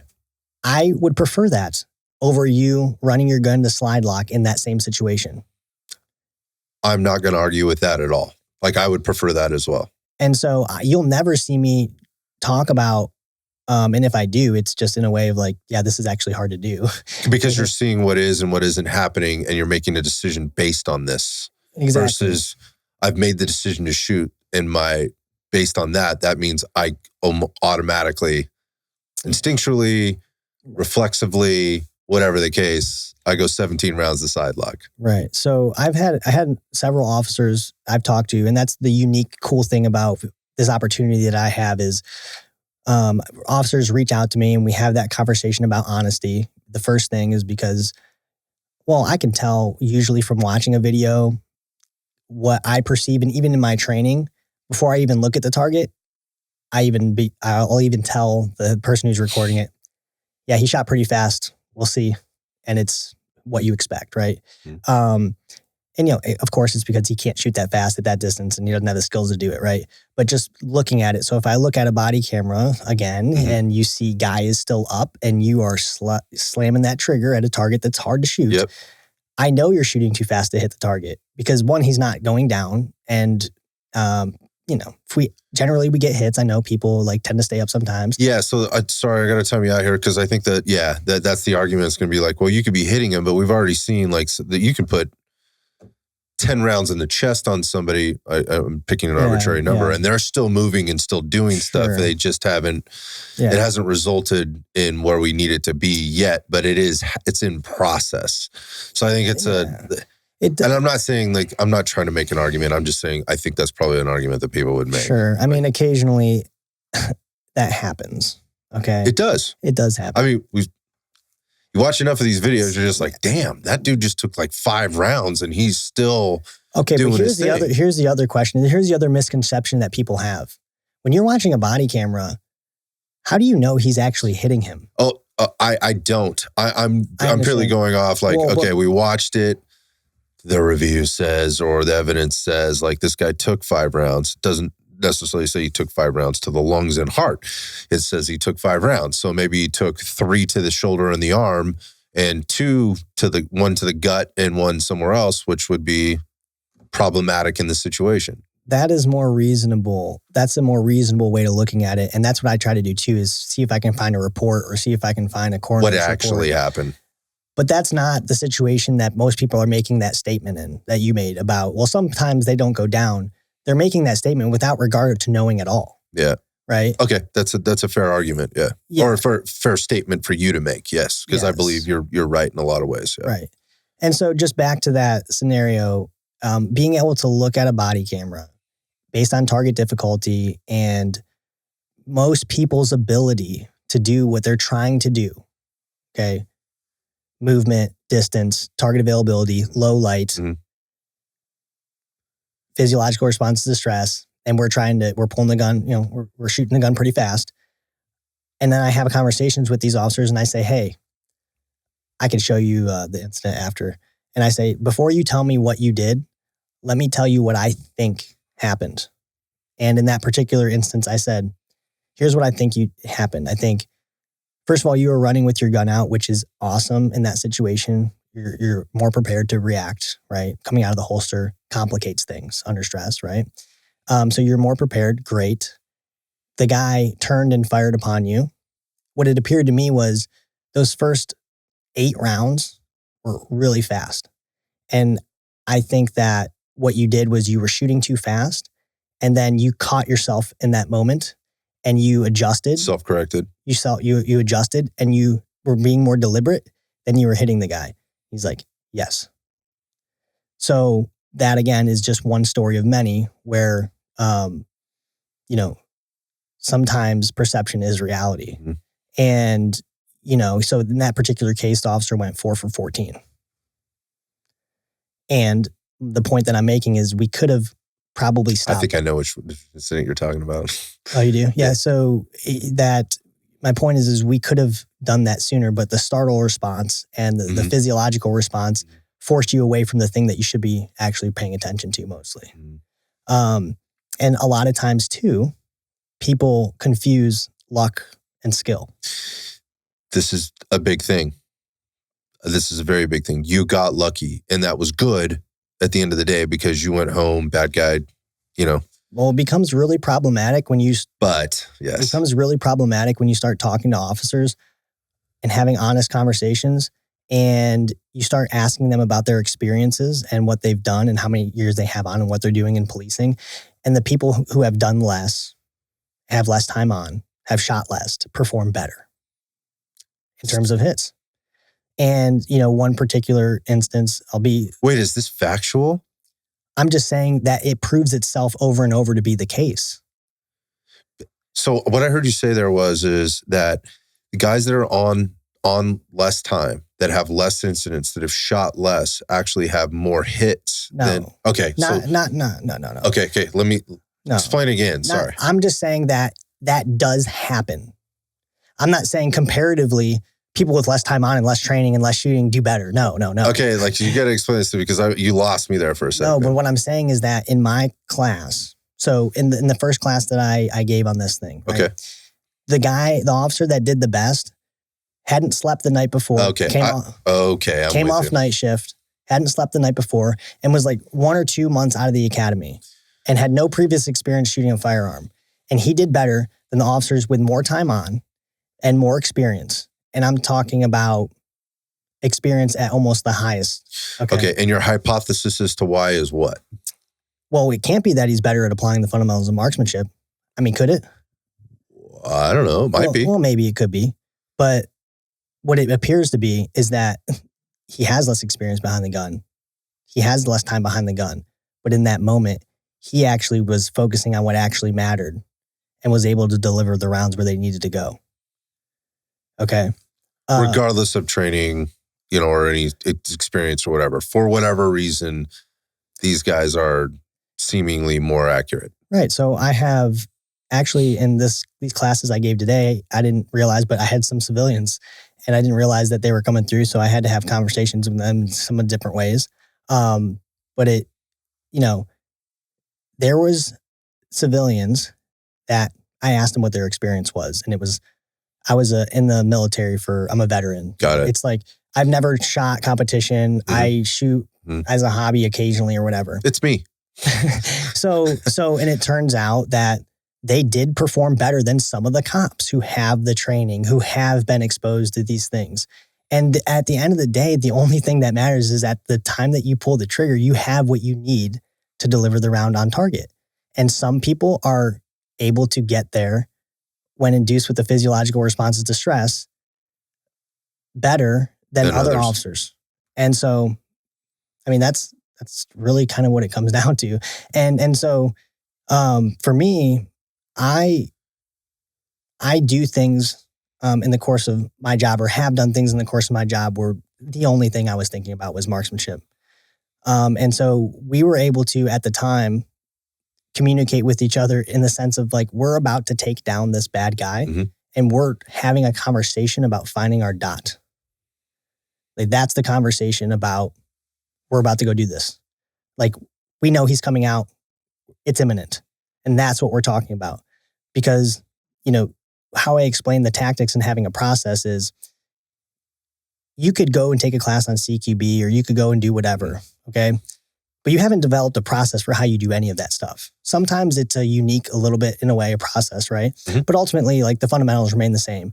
But in the vehicle tactics class, something I go over and I talk about is having intimate knowledge of your vehicle and how it operates. And if you move from this vehicle to this vehicle, how does that vehicle now operate differently than the one you were in? Yeah, has a situation change. And because in unmarked things, you have the pleasure to potentially and hopefully have the drop on the guy before he knows. Right. This is a big deal. That's all happening at the same time, just say. And so moving in and around a vehicle and the things I teach in that class is all about developing a process for how you do this. And once you intimately familiarize yourself with that process, then there's a high likelihood you're going to get predictable outcomes. And there's a higher likelihood you're actually going to get to marksmanship and be thinking about marksmanship in that moment. Because what happens when you pull up on the guy and you can't get out of your car because it's locked? I hear where you're going with this. So when I look at things in terms of problem solving, I think it depends obviously on the problem you're trying to solve. But there's process and there's also like a framework, right? Of it's not even really like left and right parameters, just like here's the things you should consider, right? And then there's a process within the framework that has variability or flexibility based on the things that you're trying to get accomplished and the things that you may be presented with, because no situation is the same. So if this, then that, like, and again, within this framework, there's all these different opportunities or things. But what I hear you saying is there are some fixed variables within both the framework and the problem set and the process that you're trying to go. And one of those things would be like, we use this vehicle every time, right? And then there's these vehicles. So I need to be intimately involved with this vehicle, this equipment, these policies that I have to stay within and those things. So those vary across the board depending on who you work for, what municipality you're in, what's the rule set, is this combat versus, law enforcement, all of those things. And so I think what I hear and see a lot of times is a confusion or a bleed over because those things haven't been well defined. So it leaves a lot of room for people to jump in on these conversations and say whatever, the fuck they want to say based on their own experiences without any context. So when you're teaching this stuff, the question in this is, so when you're teaching or you're trying to explain this stuff, how do you work around that to make what you're saying in this process applicable across those different frameworks? Okay, so when it just so happened, and I don't recommend this, and this isn't, people have heard me talk about this, and I've actually done this in classes where it wasn't set up in a way, just for some information for everybody. What I did today was 4 or 5 hours, 4 or 5 different groups of students, same class, but only an hour, getting the information to them in very condensed, yeah. Pretty hard on you mentally and physically. Just teaching anybody for a day is pretty taxing, but doing that, I don't know if I want to do that ever again, to be honest with you. But it just so happened that I realized later that I never introduced myself. Interesting. Okay. Yeah. And I've done that in other classes and I've kind of had to stop like, hey, I kind of forgot, because I don't think it's a professional thing to do. I mean, you should, right? And in this class in particular, nobody really knew. There was, to my knowledge, maybe there was or there wasn't, I don't know, information about from my class of what they were going to see or who I was. I mean, I was giving officers my Instagram, right there, so I'm really bought into the information. And as it turns out is that most reasonable police officers that are there for the information, that's what they care about.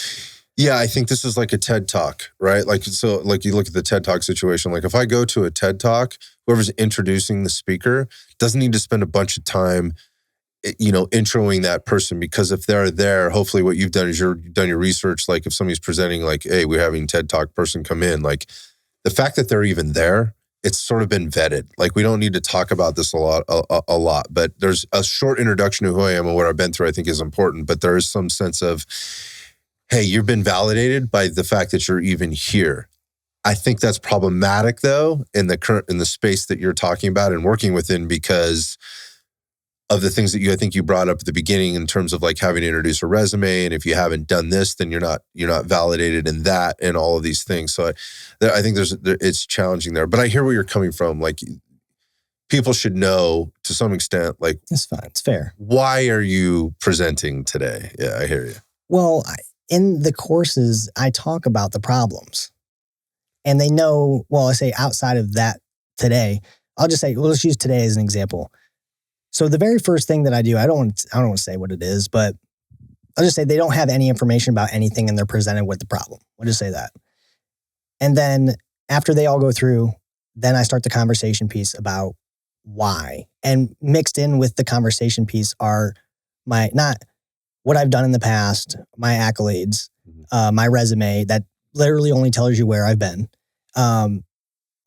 Within that information are personal experiences that I have that assist me in validating the things that I'm saying. So that's where I draw what makes the most sense to me and what seemingly makes the most sense to them. And what I say is, today, we are just having a conversation about the things that I'm teaching you. If at any point you don't understand what I'm talking about or you need clarification, let's just talk about it. And I will try to get you into a position where you do understand. And I don't really have people that, I may have people that ask questions, but I don't have people that are like They're so lost, you know. And, you know, these officers say, hey, come up to me and, hey, what's your Instagram? You know, all this stuff. And I just see tremendous value in that. And for me, the best instructor that I've ever had didn't happen all that long ago. Couldn't tell you what he did for a living. And he was actually, I do know that he was never a cop. Okay. And that didn't bother me at all. Yeah, this is interesting. Yeah, this is an interesting thing. So if there's a whole number of reasons why I decided to go ahead and start doing this stuff. But one of the main driving factors was, if you ask me, who is my inspiration?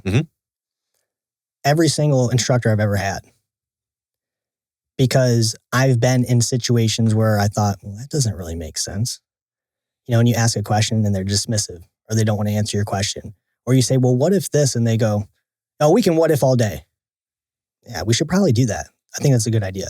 A lot of what ifs are extremely relevant. And then you feel like you're not really getting to the best information, you know? And so I have the opportunity to create an environment where people enjoy learning, right? I went to qualify, and this is how it goes. You know, we don't know each other intimately all that well, right? But I think you get the idea of like, I'm not a terrible person to people, right? Yeah, you wouldn't be sitting in that chair if I thought that, man. So I go to qualify and I walk up and I say, good morning, sir. Because I've always been, yes, sir, no, sir, I understand.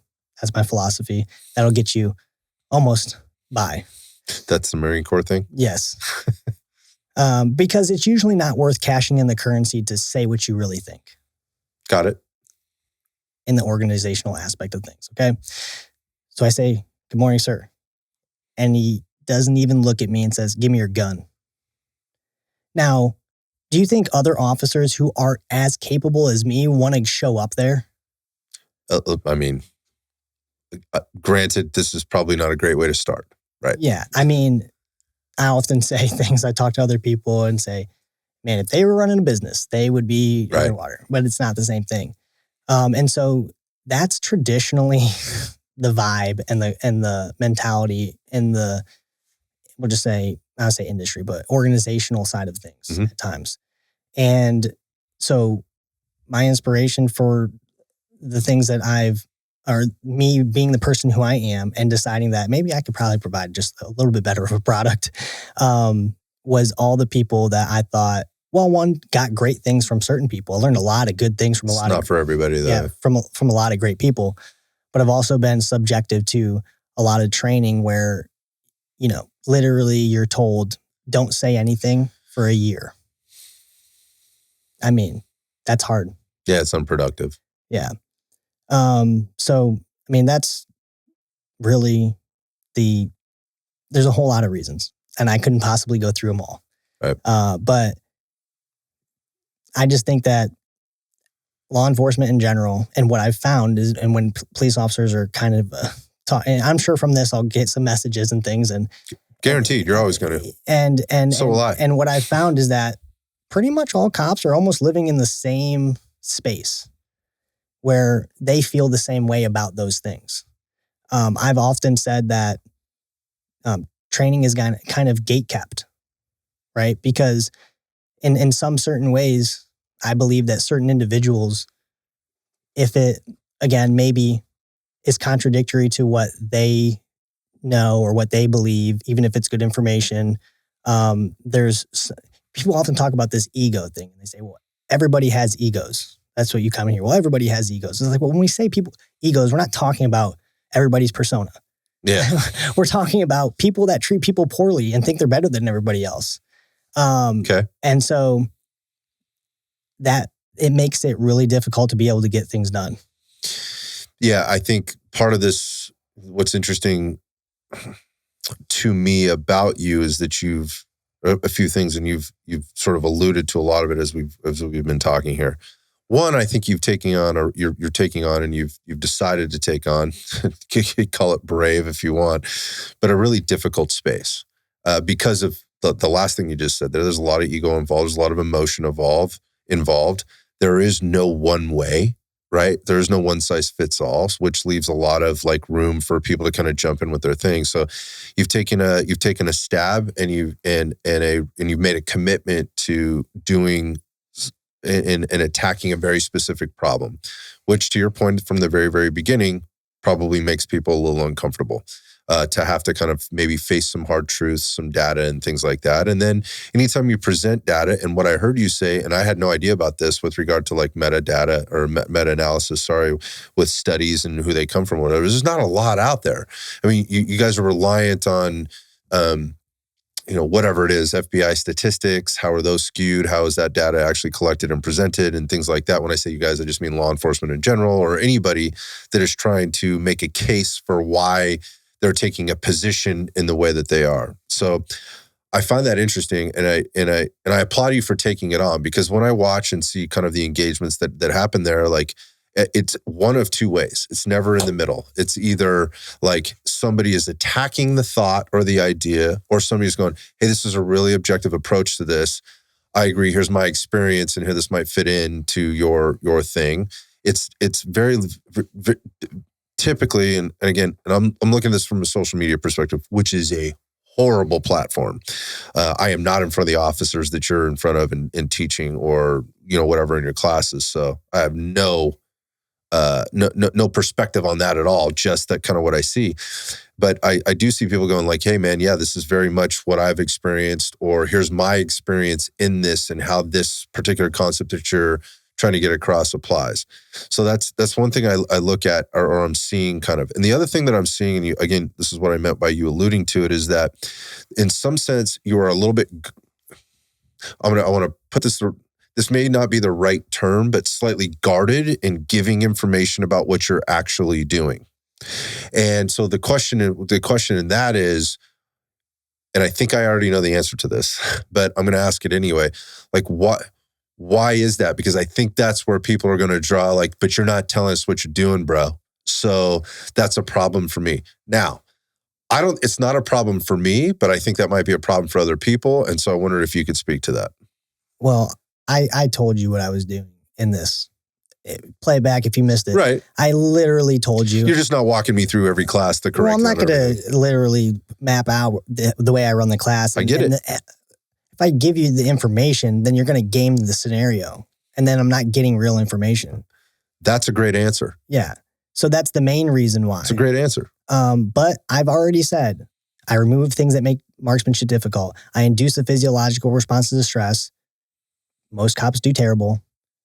I fix the behavior through conversation, and I tell you what to do, and you correct the behavior. It's as simple as that.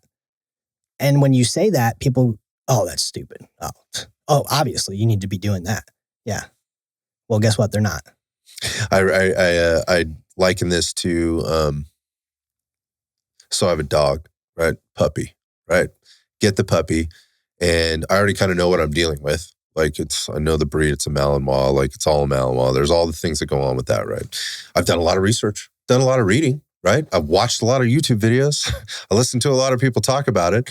And then, one of the very first things I did, so like the best money I've ever spent, is I hired a buddy of mine who works with canines, specifically Malinois, but he's in the law enforcement business of training canines. And he comes in and we start talking about stuff. And it starts with a conversation, and he starts giving me some information. And I start hearing it. I'm like, holy shit, like that's so obvious. Why didn't I think of that? Like This is not rocket science. I just never thought of it that way. I never looked at it that way. Like I've heard people talk about it, but I'm like, of course that's what you would do with the dog. That makes perfect sense to get the response that you're looking for, to help the dog understand what their boundaries are, whatever the case is. So I think I understand where you're coming from. Like when you have the conversation, it's not necessarily like profound information, but out of context, it may not make any sense, because I may have heard that a million times before. But when we're sitting in the environment, in the actual situation, it's like, why the fuck didn't I think of this? This makes, it's like, and it's profound. And at the same time, I'm not going away like, and I paid money for this. Like, I don't think of it that way. I'm like, every penny I'm spending right now to have things reaffirmed or the right information given to me is worth every penny, right? Outside of, again, the firearm space or training or law enforcement or whatever else. That's the kind of the way I look at it. Like, God dang, that's like brilliant. I'm apparently not brilliant enough to think of this on my own, or I just need somebody to reinforce it for me. Are you willing to learn new things about the stuff you think you know well? Right. And that's... are you still curious at all? Yeah.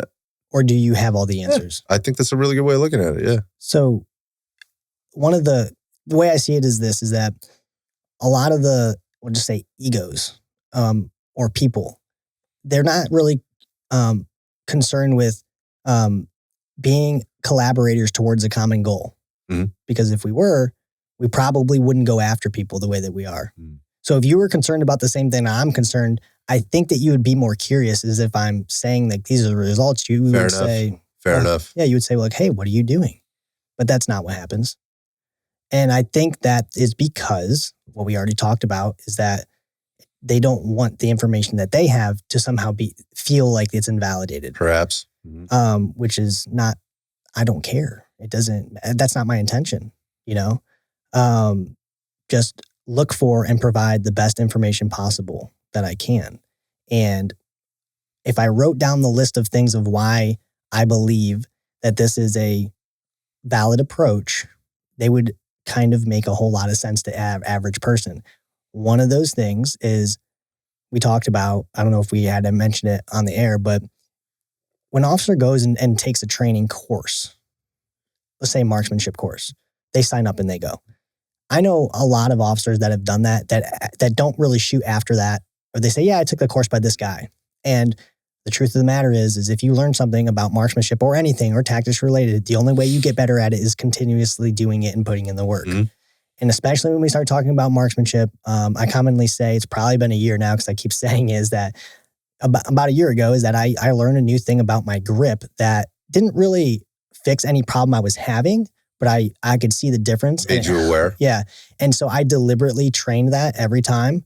And that's my thing now. That's what I do. And I'm open to new things too. But I don't think that is the case necessarily for everybody under all circumstances. So if we know that cops are going to go, and there's more cops that are getting involved in situations where this is, I would just say, probably an imminent possibility that you'll be involved in engagement, that care less, that don't train or care less about it.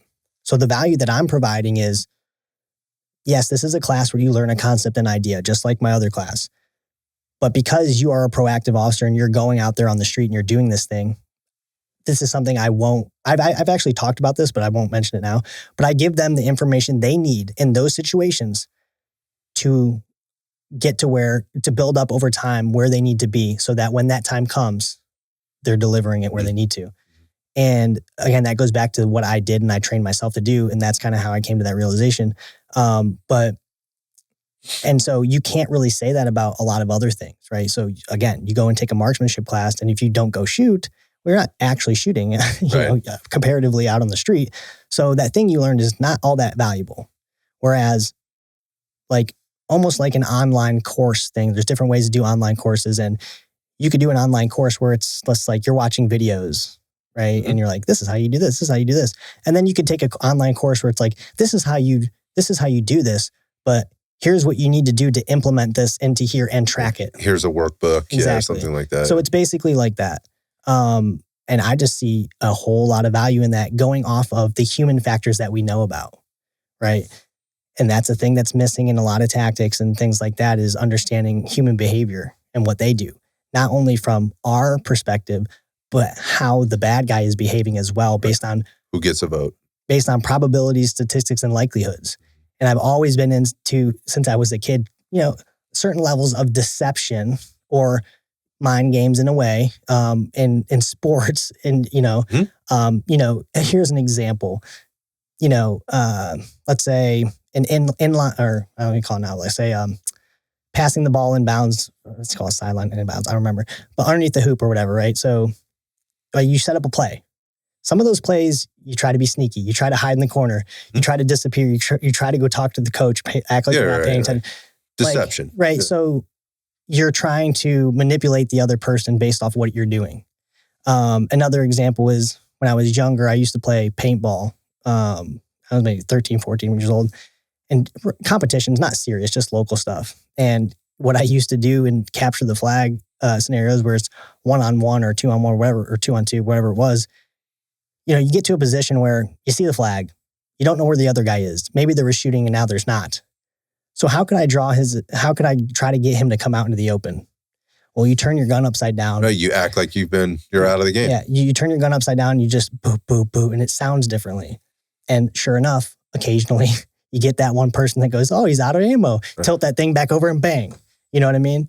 So I've always been really into that side. That's just something that I think is missing. And a lot of that stuff too, and that's just internet people, is they don't understand. It's like I put out a video about working doors, right? Different sides to stand on, different ways to approach and move. Okay. And the common thing is people can shoot through drywall, or, it's like, okay, first of all, it's hardly ever just drywall, right? I mean, usually there's 2x4s in there. Usually there's a threshold. And then my next question is, well, what's the alternative here? Just walk into the room? I mean, I would rather be behind something when this door comes open. But that's the human factor people don't consider, is that they just generally don't shoot through drywall.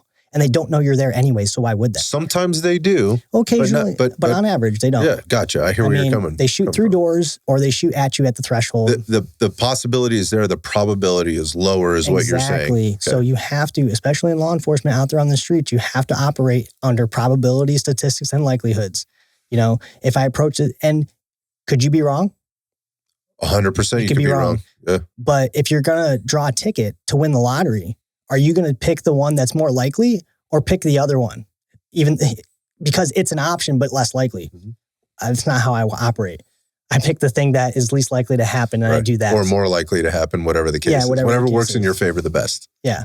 And so heavy into that side of things, human behavior, personally, and from the offenders' perspective. Side of things. Exactly. That means having to take a step back and do a lot of sort of objective analysis, as well as subjective analysis at the same time, which means doing work and obviously being interested in it, and going home at the end of the day and not just punching out, but going home at the end of the day and really thinking about this stuff, studying this stuff, and putting the time in, and not just being sort of the armchair quarterback or whatever else.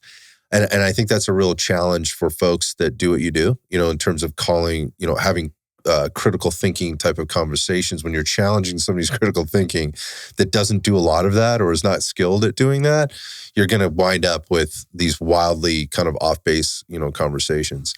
And, I think just kind of in wrapping this whole thing up is going back to what I said before. I think you've as I've sort of watched your content evolve and kind of the way you present yourself evolve over time, I think it's interesting to watch kind of the shifts and see what's happened. I mean, and what I mean by that is just the conversations that people are having around some of those things. And what I find actually ironic is that I think a lot of the way you present, honestly, for some of the people that I see that maybe that find it conflicting or whatever, they have conflicting messages or thoughts, it's actually very similar, right? In the end, like there's a lot of irony, and like you're kind of saying the same shit, like, or now you've stopped saying that stuff, and now you're just trying to like, make fun of it in some kind of a way, or do some weird shit with it. To me, it's very unproductive, and it says, I think, a lot about like, okay, well, you're trying to have you have some conflict with whatever you're presenting. And what I hear you or see you presenting are your thoughts and your ideas based on experience and kind of what you're seeing happening in real time as a, in the thing that you do, but also in training. Where I think a lot of people kind of jump into the conversation late, or they don't have maybe that same perspective, or they have a completely different perspective, which is perfectly fine. I mean, if you're going to put yourself out there, you're going to get a little bit of that. But I actually see it actually being way more congruent in the end. But that doesn't make for an interesting conversation on the internet. It's way more interesting, and I'm using air quotes, for somebody to try to make an argument and see what happens then in the comment section. Where I think if people kind of step back and maybe had more of a longer form conversation, which I'd be much more interested in having, like I'm doing with you today, it would maybe provide a little bit more, I don't know, I think a little bit more value to whatever it is they're trying to bring to the table. And at the end of the day, because I think people are working, I guess what I'm saying is, at the end of the day, I think people are all working towards the same direction. Most of the time, why are we fucking fighting about this? It's so ridiculous to me. It's obnoxious. Yeah. Which is why I wanted to talk to you, because I was like, I think this guy has something to say. I think it's a little misunderstood. I don't really know. I want to have this conversation. I mean, I am, from an outside perspective looking in, kind of going like, I don't know how I feel about all of this. I really don't know. I have to walk away. I'll listen back to this. I'll internalize it a little bit. I'll throw it into the hamster wheel and kick it around. Other people will give me feedback just like they're going to give you when they hear this thing. And they're going to go, oh, well, I don't agree with this, but I do agree with this. Oh, I didn't understand that, but this makes more sense now. That's kind of where I'll come to it. And I think that's the important part about kind of what you're doing, because I think what you're kind of doing is disrupting things a little bit, which I appreciate. Need more of that. The echo chamber gets real fucking boring. And I don't think it helps people, whether they like it or not. Like you are disrupting the conversation, and I like that about you, and I appreciate it about you, because, again, like, well, I have no skin in this game, but I do like looking at it from different perspectives and going, well, if you're going to take this, then you have to almost accept this as well, and if you're going to accept this, then you almost have to accept this over here as well. And so, I don't know. I think this is interesting. I think this thing has legs, and I just wonder how you feel about it, like going into the future and kind of what you're doing, because you don't seem to be backing off. Like, it seems like you're fully invested in this thing. Yeah, because I've seen it work, and it's a disingenuous thing to feel like you have something that could benefit people and then just walk away from it. Most people either don't start something, or they do start and it gets hard and they quit. And my mentality is like, if you don't quit, you're really hard to stop. And I've never been really good at anything. Comparatively to, like, how do you categorize that, right? Yeah, I got you. But I got you. Played sports, never the best person. But when I got my opportunity, I did everything I could with it. That is, similarly to what I'm doing now, is I'm not claiming to be the absolute best person at this thing. That's ridiculous. I'm just providing the information as I see it, and ultimately building something for the entire purpose of benefiting police officers. And if that isn't you and you don't like it, then it doesn't bother me. And if you want to have a conversation, like I have conversations all the time with police officers I don't know from states. I got them all on my phone. Never met them. We say, yeah, I got 30 minutes. I'm on for 2.5 hours talking to them about all the things that they have going on. And I believe that officers, that doesn't exist to my knowledge. When we're all experiencing the same issues, when we're all seeing the same things, right? So the people that are talking to me about these things, they're experiencing these things too. Like, hey, yeah, I never thought about running with my gun out in a controlled way after a guy that could be armed. Like, and now I'm doing that, and now I'm drawing down at people, and they're just giving up eventually. And it's like, I don't have to shoot. Yeah, well, right. Don't have to shoot, and if you do, you're more prepared, right? So there's a whole thing that goes into that, when you should do that or whatever. And so that's where the value is, because the truth of the matter is that cops are getting killed doing things that they shouldn't be doing. Like, they don't the ones that want to be able to do these things and are making a real attempt don't aren't always the best at identifying and mitigating threats. That's the gap. Yeah. Yeah. And so if I put something out and a cop sees it and says, I'm going to stop doing that. Yeah. It kind of seems silly to tackle a guy and bear hug him and wrestle with the guy when you could have pushed him down, drew your gun and said, hey, get down and be prepared. Because he has a say as well. So yeah, I mean, there's nothing else to do but to keep going. Yeah. I mean, at some point, again, I'm not trying to impress everybody. That's clear. But I'm trying to provide information to who I think need it the most. Whether they want it or not, if they want to have a conversation, we can. The comment section is certainly not a place to get. I try not to even get involved in conversations because it's just not the place. You can't do it. It's annoying typing and all that. And again, like we talked about, if you message me something like you don't know what you're talking about, I'm not going to talk to you. I'm just going to make you disappear. I don't have an issue with that. I don't have to entertain that. If you're not adding value to me or I can't add value to you, what's the point? Then we're wasting time here that I don't have. So that's the idea, right? And so I have no problem having conversations with people that disagree. I've had that many times. And it turns out sometimes when I have conversations about the thing they disagree, they go, oh, I didn't really think about that. Like, it's just something to think about. You choose to do whatever it is you like. Yeah, you're not trying to be right all the time. Yeah. Got it. But yeah, I mean, that's pretty much it. I think, again, like I applaud you for the stance that you're taking and the way that you're coming at it, because it is unique in a sense.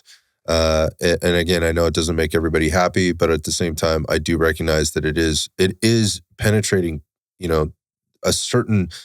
I think it is penetrating the market that you're going after. And in that sense, like if you're having success, and that's exactly what you should be measuring. Like that is a good metric. Like I don't care how many people don't like it. What's important to me is like the people that are consuming this and are getting some value out of it, that I continue to talk to them. And I think that's where people get lost a lot of times in this whole thing. All the times, like they're trying to make all the people happy all the time. They're worried about the criticism, and they adjust based on it.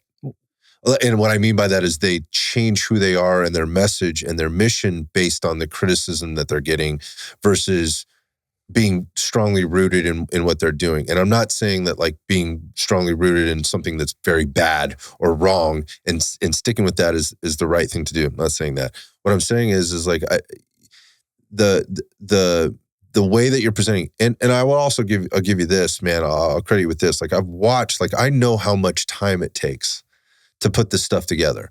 Like, and again, maybe people like it, maybe they don't. Like when I get on your YouTube channel and I'm sort of watching, kind of what you're doing, like you've made a huge investment in this, and I know you're not getting paid for that, right? So there's a commitment there. Yeah. Not only this, but what people don't understand, I don't expect you to understand, but I got 4 kids. Yeah. And so like that's what I mean. Every waking moment that I'm doing something, and I'm not at work, fortunately or unfortunately, I'm going to pay for it now, so hopefully I don't have to pay later. Yeah.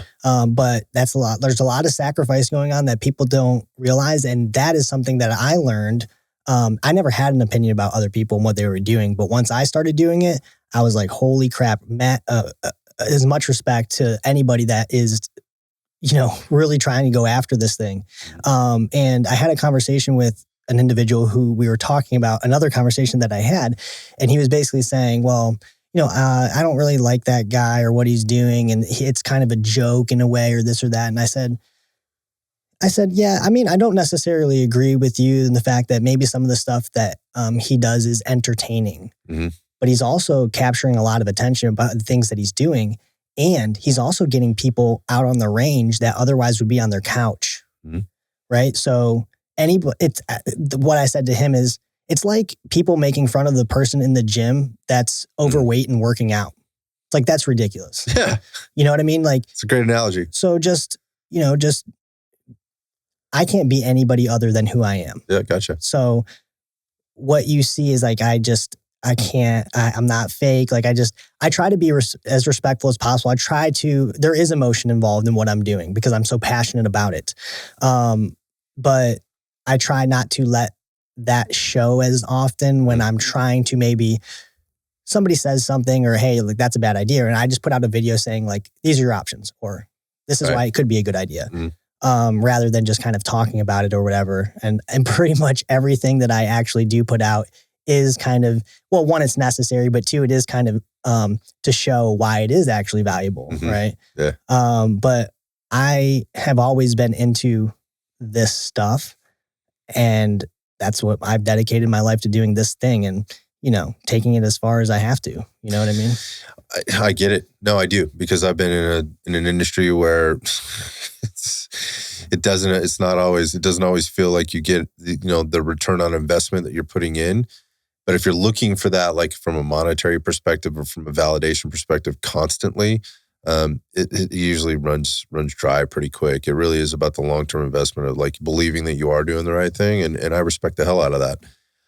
Let's just from here, like if people want to know more or like find out more and all that stuff, where do they go, man? How do they get your stuff? Like I mentioned the YouTube channel, we've sort of talked about Instagram. Where do you want them to go? Okay, so I'll just name them all and give you the most direct route, but Instagram, surviving the street. You'll see the logo's a honeycomb. I'm surprised you didn't ask me about it, but it's a long conversation, so we'll save it maybe for another time. Yeah. That I think you'll actually enjoy. But you can go to Surviving the Street, at Surviving the Street on Instagram there. Or you can Google or YouTube Kinetic Concepts _group or Kinetic Concepts group. I'll come up, or Surviving the Street. I'll also probably come up. KineticConceptsGroup.com. If you end up there at the top, you'll see all the links to all the social media and the Spotify and all that stuff. I will say, this is probably a good place to say this is, there's a section on the website where you can fill out whether or not you just want to be notified of upcoming training. That's every average person. Then there's another section where you probably have the authority to schedule some type of training. Gotcha. And that is for people that have the authority to do it. And I understand that you want more information, but if you're serious, that's where you go. Got it. But I have had quite a few people, that are serious and want more information and give it to them. And it just tends to not, you just kind of don't hear back. People get busy or whatever. I get it. But like, just don't try to fill that out unless you're actually willing to hear it out and actually be a part of it. If it's something that there's a process to this. Yeah. Yeah. Cause and the inbox gets a little messy. Also, if you want to have a conversation and we start talking on Instagram, I'll probably give you my number. But also understand that Instagram, I try to keep up with it and some stuff gets buried. Sure. So if 2 days go by and I don't get to you, just wait a little longer. No, just hit me up again. Oh, okay. Just wait longer. No, I've forgotten tremendously. Me too. By that It's point. tough, man. It's hard. Yeah. Yeah. That's it. I get a lot of anxiety. Like I've got a ton of text messages. It's been a busy last 4 or 5 days here, and I've got a ton of messages sitting in my inboxes and what. It's driving me nuts. So I'm going to spend some time tomorrow trying to get back to people. But I hear you. And that's what I've gotten from you too. There's been exchanges, over time, just with regard to kind of what you're putting out, or, I've sent you some stuff, you sent me some stuff. I get it. It's tough, but I just want to thank you. I mean, this was a huge opportunity, to kind of sit down and have this conversation. You just happen to be out here. We talked very, very long time ago about it at some point. Maybe I can get down to Texas and we can make this happen, because there's a lot of people I would love to visit there, and you were on the list. So you made it out here. So it's very late on a Saturday night. You are away from your family, doing your thing. And I appreciate the time you spent with me and, having a very honest, open, transparent conversation. I think, my hope is that this reaches people in a different way, maybe even than your own content is reaching them, and they can maybe understand this a little bit better, and it inspires them to maybe go look at it a little bit more. Whether it does or it doesn't, I got a ton from this. Yeah. My goal is always to just have conversations that can impact people in a positive way at some level. If that's getting them to look at something a little bit differently, or it's getting them to do something totally differently, or it just inspires, it puts the question in their head, like maybe I should be looking at something differently or asking different type of questions. And for me, that's a win. So, man, I appreciate you coming out. Absolutely. I mean, what an opportunity. Like I said, it was like, how far is he from here? Like 49 minutes, like that's doable. It was great. It was great that you hit me up on that and just let me know you were coming.